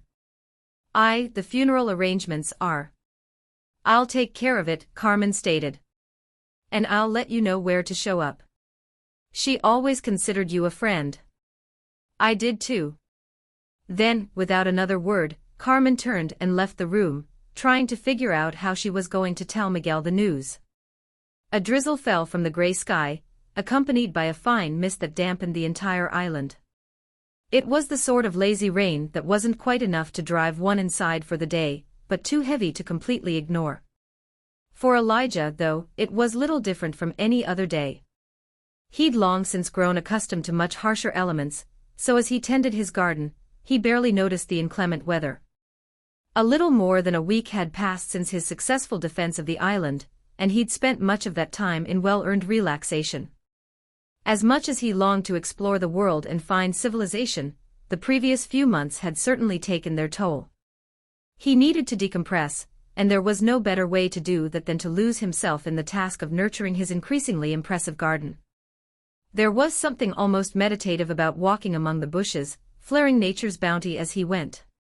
From time to time, he was forced to pull weeds, though even those he preferred to leave alone. Because calling the grove a garden was a bit of a misnomer. As beautiful as it had become, it was still a wild place, and taming that wilderness held little appeal for Elijah. He preferred to leave it be, to let it grow as it would. However, there were practical concerns as well. He depended on the berries growing on the bushes he'd meticulously planted long ago. Certainly, he could survive off of foraging and fishing, but there was a wide gap between simple persistence and flourishing. The berries and the other wild edibles he'd managed to cultivate represented the ability to veer away from the day-to-day struggle of wilderness survival. After all, there was a reason humans had developed agriculture in the first place, and despite his preference for wild things, Elijah wasn't averse to carrying on that proud farming tradition. So he tended his garden, pulling weeds as he went. From time to time, he would grab a ripe berry and pop it into his mouth, and it was on one such occasion that he got quite a surprise. Oh! The blackberry wasn't just sweeter than its fellows, though that was the first thing Elijah had noticed. He quickly moved past that observation when he felt a tiny surge of Ethera race through his body. But there was something else there as well. Something he couldn't quantify. One thing he did know was that it made him feel incredible, like that tiny spark of Ethera had carried with it a little ball of pure adrenaline as well. After gathering a couple, he carried them to the ancestral tree and called out, "Nerthus. You in there, man?" For once, the little tree spirit actually responded. His appearances were still rare enough that Elijah usually didn't even try to contact him, but of late, they'd grown a bit more frequent. In addition, Nerthus looked a good deal larger, with more defined features as well. Finally, the tree spirit's bark had taken on a much paler shade, mimicking the changes to the ancestral tree that had begun after it had absorbed the shard of the world tree that Elijah had received as a reward for defeating the tower. Yes, the humanoid bundle of roots asked. Elijah held up one of the blackberries and explained what he'd felt. When he finished, he asked, "So, what's going on here?" "It is as expected. I've told you that the grove will change this island, yes. You have. The ambient levels of Ethera will rise and thicken, which comes with a host of benefits, both for you and the flora. One of those benefits is that many plants, especially within the grove itself, will become pseudo-treasures. That berry is one. It is a potent source of vitality which, given time, will help you heal more quickly and provide far more sustenance than any normal food. Be wary, though as your grove strengthens, so too will its value.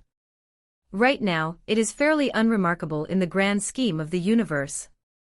But in a decade or two, it will be extremely valuable to many craftsmen. Alchemists, especially, would kill for such a ready source of ether-rich pseudo-treasures. That was news to Elijah, but then again, basically everything he learned about his new world could qualify for that label. The reality was that, aside from the occasional explanations from Nerthus, he'd spent most of his time on the island flying blind. According to the tree spirit, he could change that by finding a branch he could access in order to purchase some guides, but he didn't foresee that opportunity presenting itself anytime soon. After all, it was a big world out there. Much bigger than Earth had been before feeling the touch of the world tree, in fact. So the chances that he would find a settlement with a branch other than the one across the strait, which came with its own problems, were fairly slim. Still, he knew that was the only way he would get any significant degree of information. Nerthus was prohibited from saying too much, mostly because the system was structured to force people to gain knowledge either firsthand or through the guides it sold. It was something to do with that being the optimal way to ensure proper progression, and that restriction would remain in place for years to come. "So, eating these things isn't bad for me, right?" Elijah asked, looking down at the blackberry. Nerthus answered, "No. The opposite, in fact. It will help prepare your body for the next step in your cultivation, and in addition to providing sustenance, it will provide some degree of passive regeneration. How much is dependent on your consumption as well as the power in the fruit. Wait, so you're saying that if I eat enough of these things, I can directly enhance my attributes? Yes.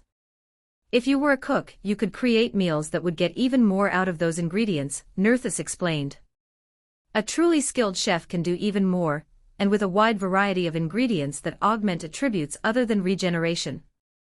Of course, if you had either of those classes, you would not be a druid, and as such, we wouldn't be having this conversation in the first place.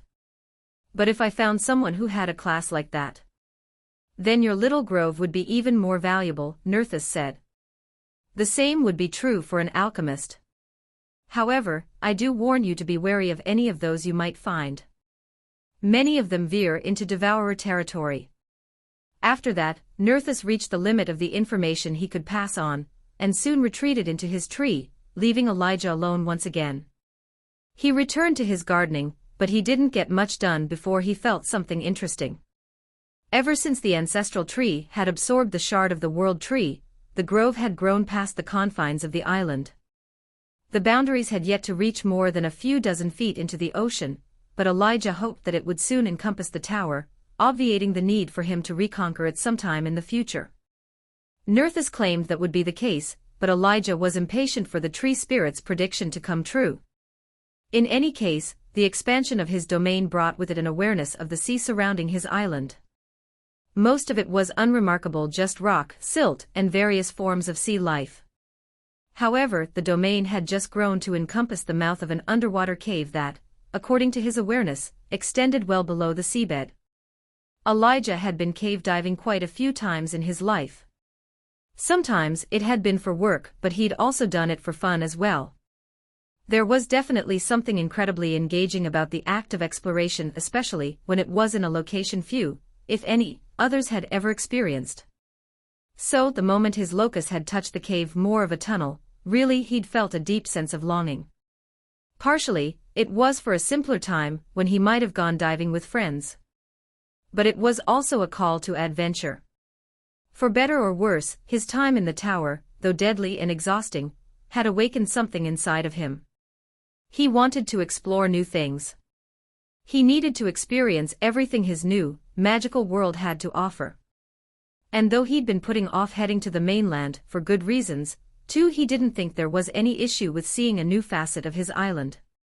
He glanced at the gray sky. With the near-ubiquitous cloud cover obscuring the sun, it was sometimes difficult to accurately tell the time. Especially when Elijah often lost himself in whatever task he was performing. But he'd paid enough attention to recognize that it wouldn't be long before nightfall, so he resolved to spend the rest of his day tending to the garden. In the morning, though, he intended to explore the cave on the edge of his awareness. So, with that, he continued his task until sunset, then headed back to his treehouse where he enjoyed a meal of leftover fish stew and berries. After that, he took a shower using his harsh, homemade soap to thoroughly clean himself, then retired to his bedroom. For a while, he lay awake, just thinking about the world at large. As always, the persistent questions of how the rest of humanity had dealt with the world's transformation occupied his mind until, at last, he fell asleep. That night, he dreamed of once again being trapped in the stomach of a giant killer whale. The next morning, he jerked awake, covered in cold sweat, and with his heart pounding out of his chest. Sighing, he massaged his temples. While he'd tried to move on from some of his experiences in the tower, some of those memories still crept up on him from time to time. It wasn't enough to counteract his enthusiasm for exploration or progression, but it was definitely a poignant reminder that nothing worthwhile ever came without a cost. Certainly, he wanted to continue to grow his power. And he wanted to see wonderful sights like he'd experienced in the Sea of Sorrows and the primordial jungle. The new world gave him that opportunity, and he fully intended to use it. However, he had to remember that that path wasn't without significant peril. Elijah pushed himself out of his mossy bed and ran his hand through his blonde curls. He'd need to cut it soon, he reasoned. While he didn't exactly have access to a barber, he had a knife and a couple of reasonably reflective surfaces. So he could make do, even if he'd never grace any magazine covers. If such things even existed anymore, which didn't seem likely. Sighing, he rose to his feet, then slipped on a pair of homemade shorts. Autumn had already come, but his constitution had grown enough that he could withstand fairly extreme climates without the benefit of heavy clothing. At a certain point, it became extremely uncomfortable, but the temperatures hadn't quite dropped that low. Besides, he didn't want to swim around fully clothed. Even as the sun peaked above the horizon, Elijah set about his morning routine. He went through his exercise regimen. He wasn't sure if it still helped very much, but almost 2 years of daily training had formed a habit. In any case, he spent most of the morning going through various calisthenics, then practicing his aim with Storm's Fury. After that, he enjoyed a breakfast of berries before, at last, he could finally get to the fun part of his day. With that, he found himself racing across the island, staff in hand. He leaped over shallow gullies and bounded over fallen trees. He barely even had to look where he was going. He'd grown so used to sensing his environment with his locus. Soon enough, he reached his destination, which was one of the beaches on the east side of the island. Without hesitation, he waded into the chilly water, then dove into the depths. His locus guiding him, Elijah cut through the salty water like a fish. With the ring of aquatic travel, he didn't have to worry about holding his breath, so he quickly found the cave, which presented itself as a narrow crack maybe 3 feet wide that cut into the rocky seabed. At the entrance to the cave, Elijah hesitated for a few moments. After all, he was well aware of how deadly cave diving could be. But he was superhumanly durable now, though. And he couldn't drown. So he expected it wouldn't be nearly as dangerous as it would have been before the world's transformation. So without further ado, Elijah dove through the cave's entrance. Cold darkness enveloped Elijah as he passed through the jagged mouth of the cave. He could still see, if only barely, and the current threatened to throw him into the sharp rocks. He kicked forward, grabbing hold of those rocks as he pulled himself through the tunnel. Cave diving was not for the weak of heart, nor was it fit for the easily panicked. Not only did the diver have to be cognizant of his oxygen levels, but it was incredibly easy to lose oneself in the twisting turns of a submerged tunnel. Elijah didn't have to worry about the former, but the latter could probably get him killed. After all, though he could survive without food and water for a time, he was no immortal. So he kept his wits about him as he gradually pulled himself through the narrow tunnel. Soon, his locus receded, and he had to rely on his more mundane senses. As he followed the cave's path, he noticed a slight decline that quickly grew far steeper until he was swimming down an almost vertical shaft. With every foot, his heart beat a little faster as he imagined all the monstrous things hidden in the darkness. Elijah thought he could survive most threats at least long enough to run away, but he hadn't experienced everything the world had to offer. Far from it, in fact. What if he ran into the underwater equivalent of that great raptor that had torn his plane apart so long ago? Or another creature like the panther that had once guarded his island? And that wasn't even considering the possibility that he might encounter one of the Vox. After all, the most powerful of the interdimensional reptiles he'd encountered had come from the sea. Still, Elijah continued on, confident in his own abilities. He'd conquered the tower, defeating creatures much more powerful than he was. So he reasoned that, if push came to shove, he could repeat that feat in the real world. Still, he didn't savor the notion of being eaten by some sea creature, so he remained focused on his surroundings, concentrating as much on one with nature as his more mundane senses. It worked after a fashion, but it was far from ideal. Slowly, the cave began to level out, and Elijah found himself with a pair of options. One branch of the tunnel continued down, while the other broke off to the right. He knew he was already pretty deep, maybe 50 feet below the sea floor, so he decided to check the latter branch. So he turned to the right and continued on. However, the tunnel only continued for a few dozen more feet before it started to narrow. Still, Elijah persisted, steadily dragging himself along until he only had a few inches of clearance. When that happened, he was suddenly overwhelmed by a sense of claustrophobia. His heart raced, and if he hadn't been equipped with the ring of aquatic travel, his breathing would have quickened into shallow and panicked pants as well. There was just something so powerfully primal about the fear of getting trapped in a tight space, and though Elijah had been cave diving a few times in the past, he certainly wasn't immune to his own nature. So it took him a few moments to master his fear and slowly back away. More than anything, Elijah wished he could just take a few deep, calming breaths. An impossibility considering his situation, but the desire was there all the same. Inch by inch, he pushed himself backward until he could flip over and retrace his proverbial steps. When he finally reached the fork, he considered returning to the surface, but instead, chose to resume his descent. So he continued to pull himself down into the depths. At some point, the water grew still, and the darkness became even more oppressive. It was like he'd passed some ephemeral threshold into the mythological underworld. Any heat remaining in the water slowly dissipated with every passing inch until even Elijah's much-enhanced constitution began to falter. Still, he went on. In some ways, it felt almost like a dream. With no light, he couldn't see. With the numbing cold, he couldn't feel. Sound was muffled, and he certainly couldn't smell or taste anything but the salty water. But he could feel his surroundings. He was incapable of distinguishing between the microscopic creatures in the water and clinging to the walls of the cave, but he could feel their collective life force. And it was comforting, knowing that even in such an inhospitable environment, life persisted. It reminded Elijah of all the undiscovered creatures in the deepest parts of the ocean. They lived in a lightless world of crushing pressure, and yet they thrived. If ever there was a testament to the enduring nature of life, then it would be found in the ocean's depths. Such thoughts occupied Elijah's mind as his descent continued, and he reached something akin to a meditative state. Without much in the way of sensory input, he lost track of time. Indeed, he felt almost formless as he drifted ever downward. It was so hypnotic that he almost didn't notice when the slope leveled out.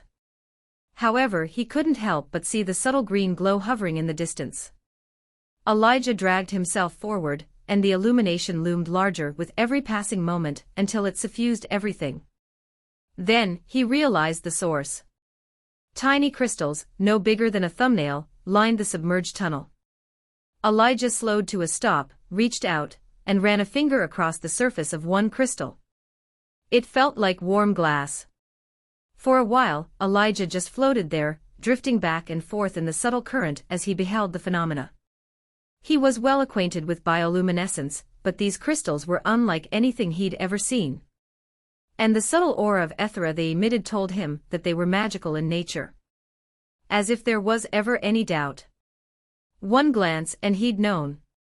Eventually, he resumed his path and continued through the tunnel. The crystals slowly grew larger until they were at least the size of his fist, and the illumination they cast followed suit, increasing in intensity until Elijah felt almost as if he was beneath the light of a green sun. Still, he kept going until, at last, he reached the end of the tunnel. It didn't terminate in a dead end as he'd expected. Instead, it opened into a massive chamber, at least 100 yards wide and only half filled with water. He swam to the surface, and when he broke through, he couldn't stop himself from taking a deep lungful of air. A mistake in normal times, who knew what gases might have been trapped in such an air pocket, but the danger proved unrealized, because it was no different from the atmosphere of his island. Sure, it was a little stale, but that wasn't going to kill him. In any case, Elijah was far more focused on his surroundings. The cave was roughly spherical, and the dome-shaped ceiling, which was about 30 or 40 feet above him, was absolutely covered in more of the glowing green crystals. Verdant light danced across the surface of the water.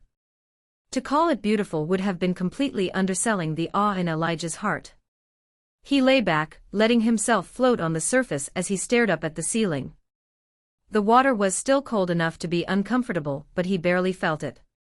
Instead, he was far too focused on the fact that he was looking at something he could confidently say that nobody had ever seen before. And in that moment, Elijah was content.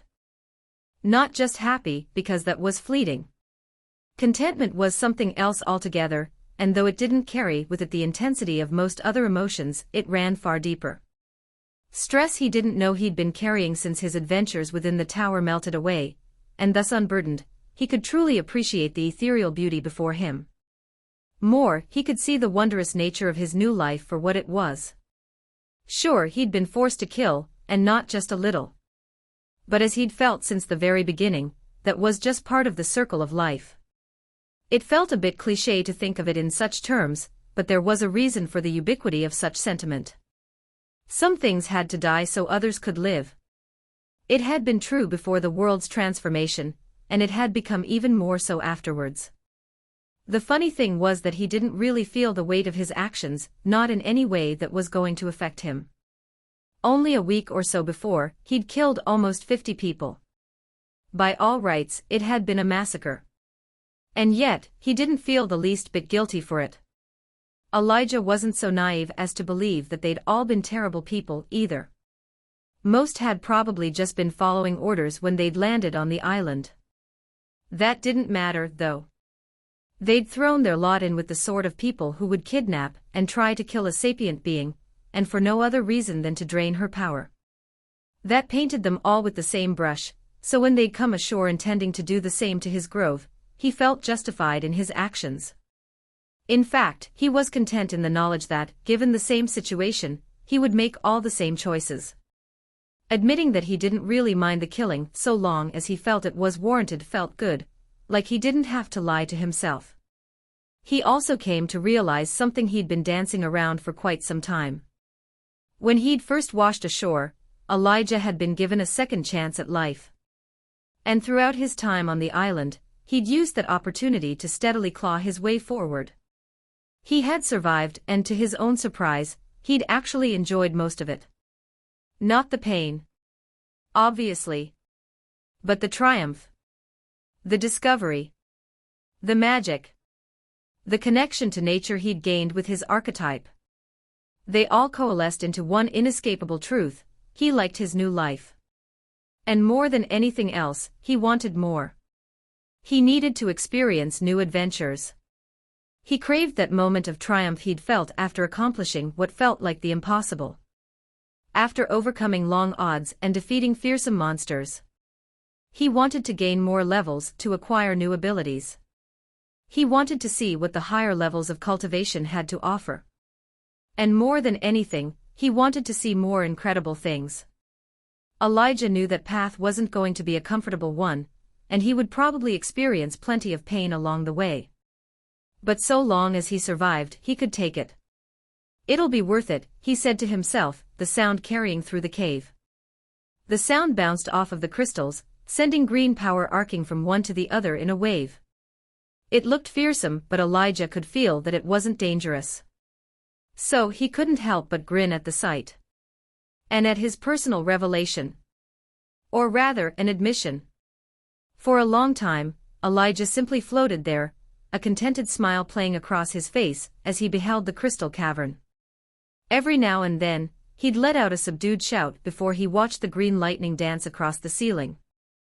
But then, he felt something he'd been dreading since he'd let the little goblin mage leave his island alive. Someone had encroached upon his domain. Sighing, Elijah righted himself, then cast the teleport function of Ancestral Circle. A moment later, he appeared still soaking wet in the middle of his grove. The invaders still hadn't moved from shore. Elijah could feel both of them standing beside their rowboat. Then, one of them planted something in the ground. It took Elijah a moment to recognize the white flag. Did that mean the same thing for them as it did on Earth? Or was it something else? Elijah chose to believe the former but prepared for the later. In any case, he had no intention of meeting or fighting them in his homemade shorts. Instead, he'd sewn a garment for just such an occasion. It resembled a toga, but it represented the best of Elijah's tailoring capabilities. So, wanting to make a reasonably good impression, he retrieved the garment from his treehouse, donned it, and then set off across the island, staff in hand. Hopefully.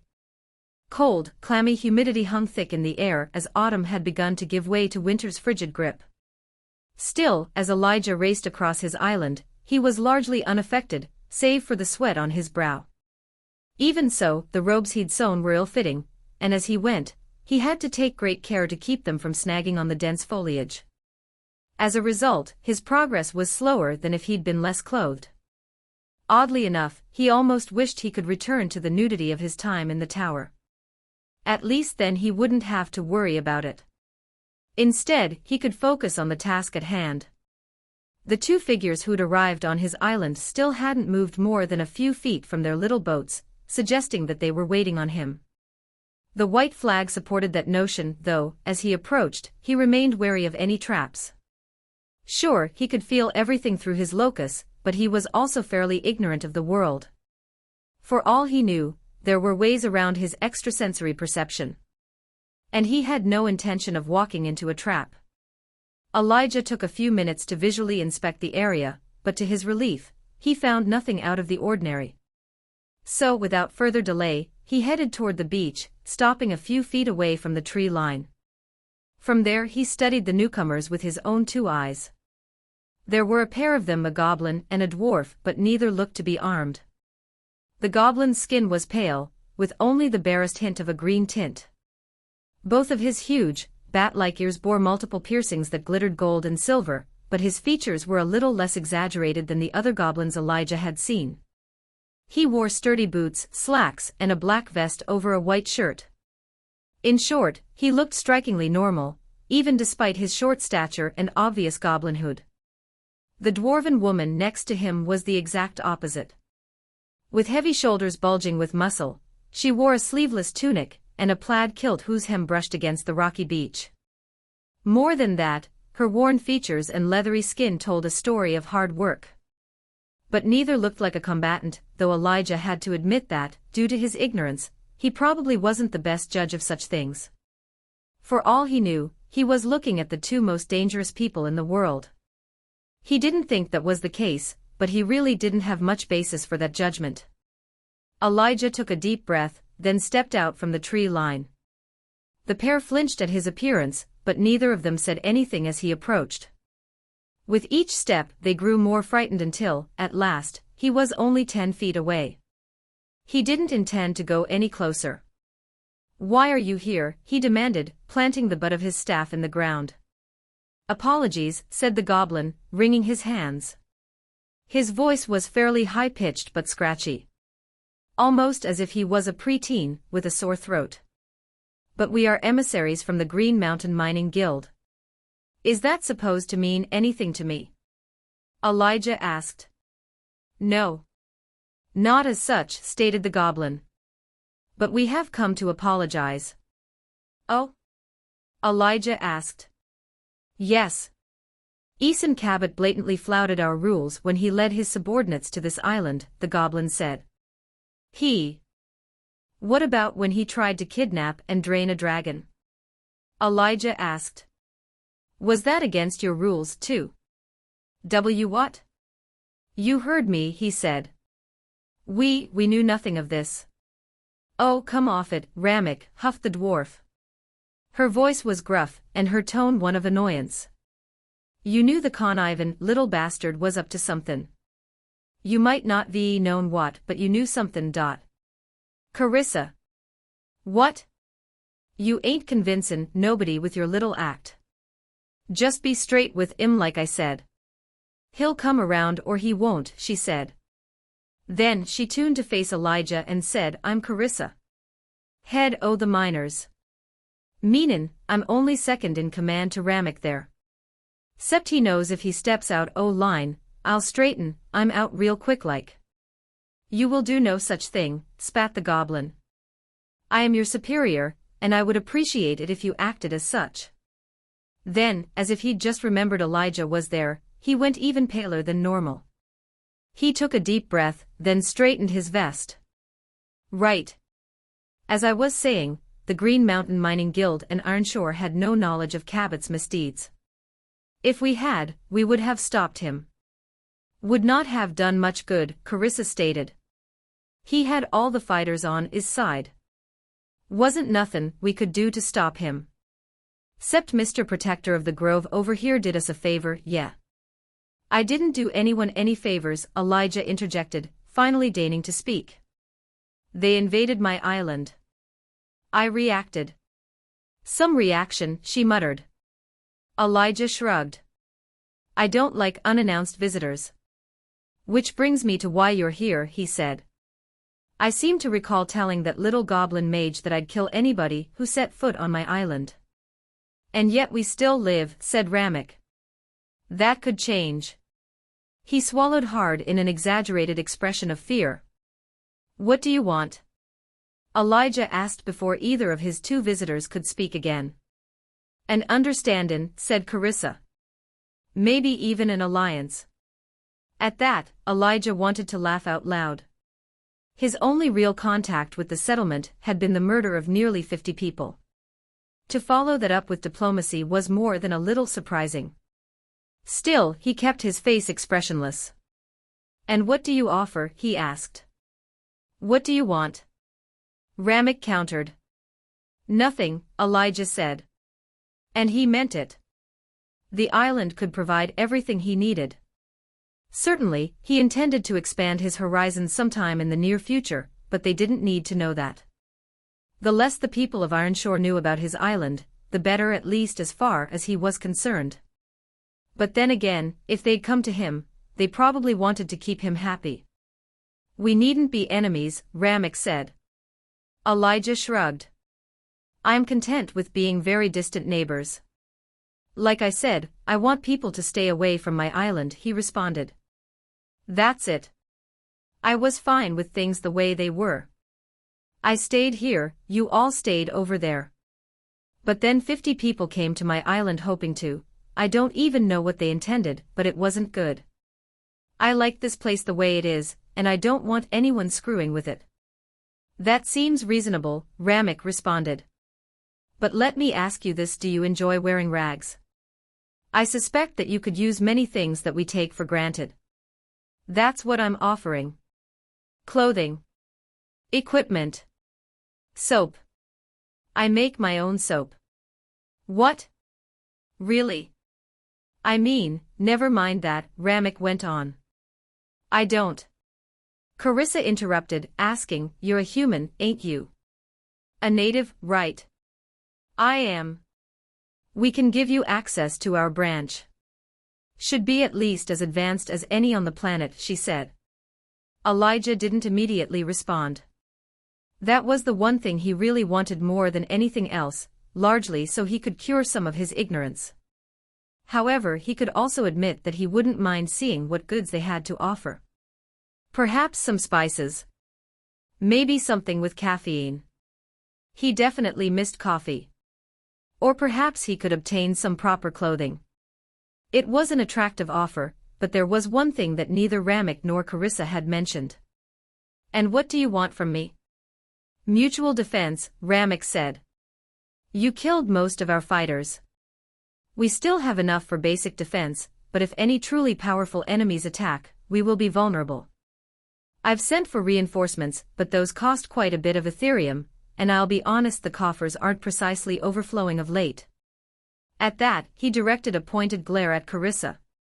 Don't look at me, she said before spitting on the ground. Ain't my fault the true iron's stubborn on this planet. We're gettin' there. Just talking a bit longer than we thought it would. Ramek sighed. This is neither the time nor the place to get into that, he said. Mr. Protector, if... Elijah cringed at the moniker. If he'd had it to do over again, he certainly wouldn't have labeled himself in such a way. But there was nothing he could do about it now. So he said, my name is Elijah. Oh. Right. Elijah, the goblin repeated. We would also like the opportunity to purchase any equipment you might have, acquired during the previous raid. That, Elijah had no issues with. He'd already set aside a few pieces he thought might be valuable, an axe he intended to use for cutting down trees, a few extra daggers, and lots of leather and cloth, but the rest, he had little use for. If he could simply sell them back to the people of Ironshore, it would solve some issues for him. I have no problem with the last part. The rest of it, I'm going to have to give some thought. I don't think I'm revealing any secrets when I say that I don't trust you, Elijah said. Your people came here to kill me and take what was mine. If they could have done it, they would have. Right, but... I'm not finished, Elijah growled. Even so, I'm not completely opposed to the idea of working together. I just need to give it some thought before I commit to anything.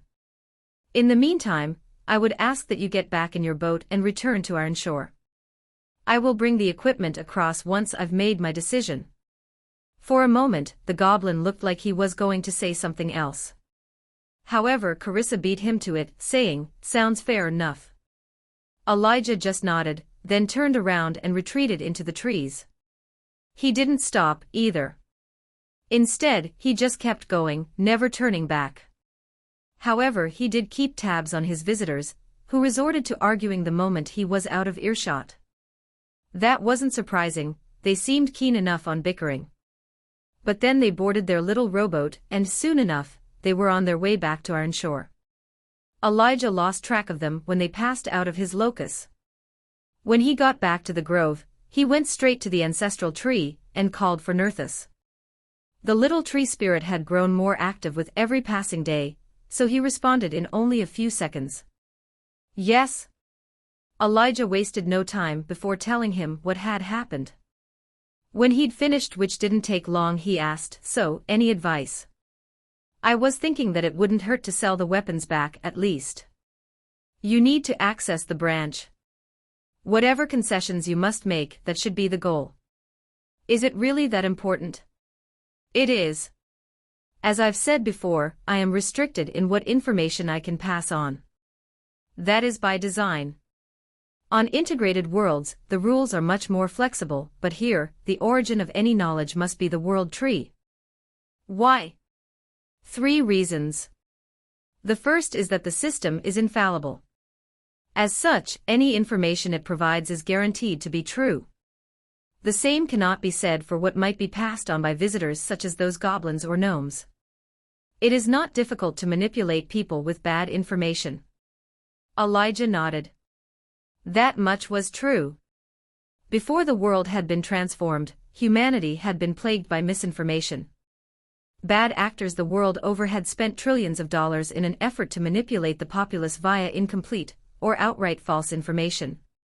So it stood to reason that the invaders or visitors, as Nerthus categorized them, could do the same. And the second reason? It is generally agreed that knowledge freely given does not promote the sort of growth necessary for the system's goals. As such, earning knowledge is preferable, Nerthus stated. And finally, the system is an ethereal construct that needs fuel to function. The Ethereum spent on various functions accessible at any branch goes towards that goal. Aside from that, what good is Ethereum? I mean, I know it's money, but does it have value other than what's assigned to it? Of course. Ethereum is a basic component of crafting, Nerthus explained. Before you ask, no, I can't explain it to you. Elijah sighed. It was just further evidence that he needed to access that branch. Just like that, he made up his mind. He intended to approach any potential alliance with his eyes wide open, though. And if they stepped one toe?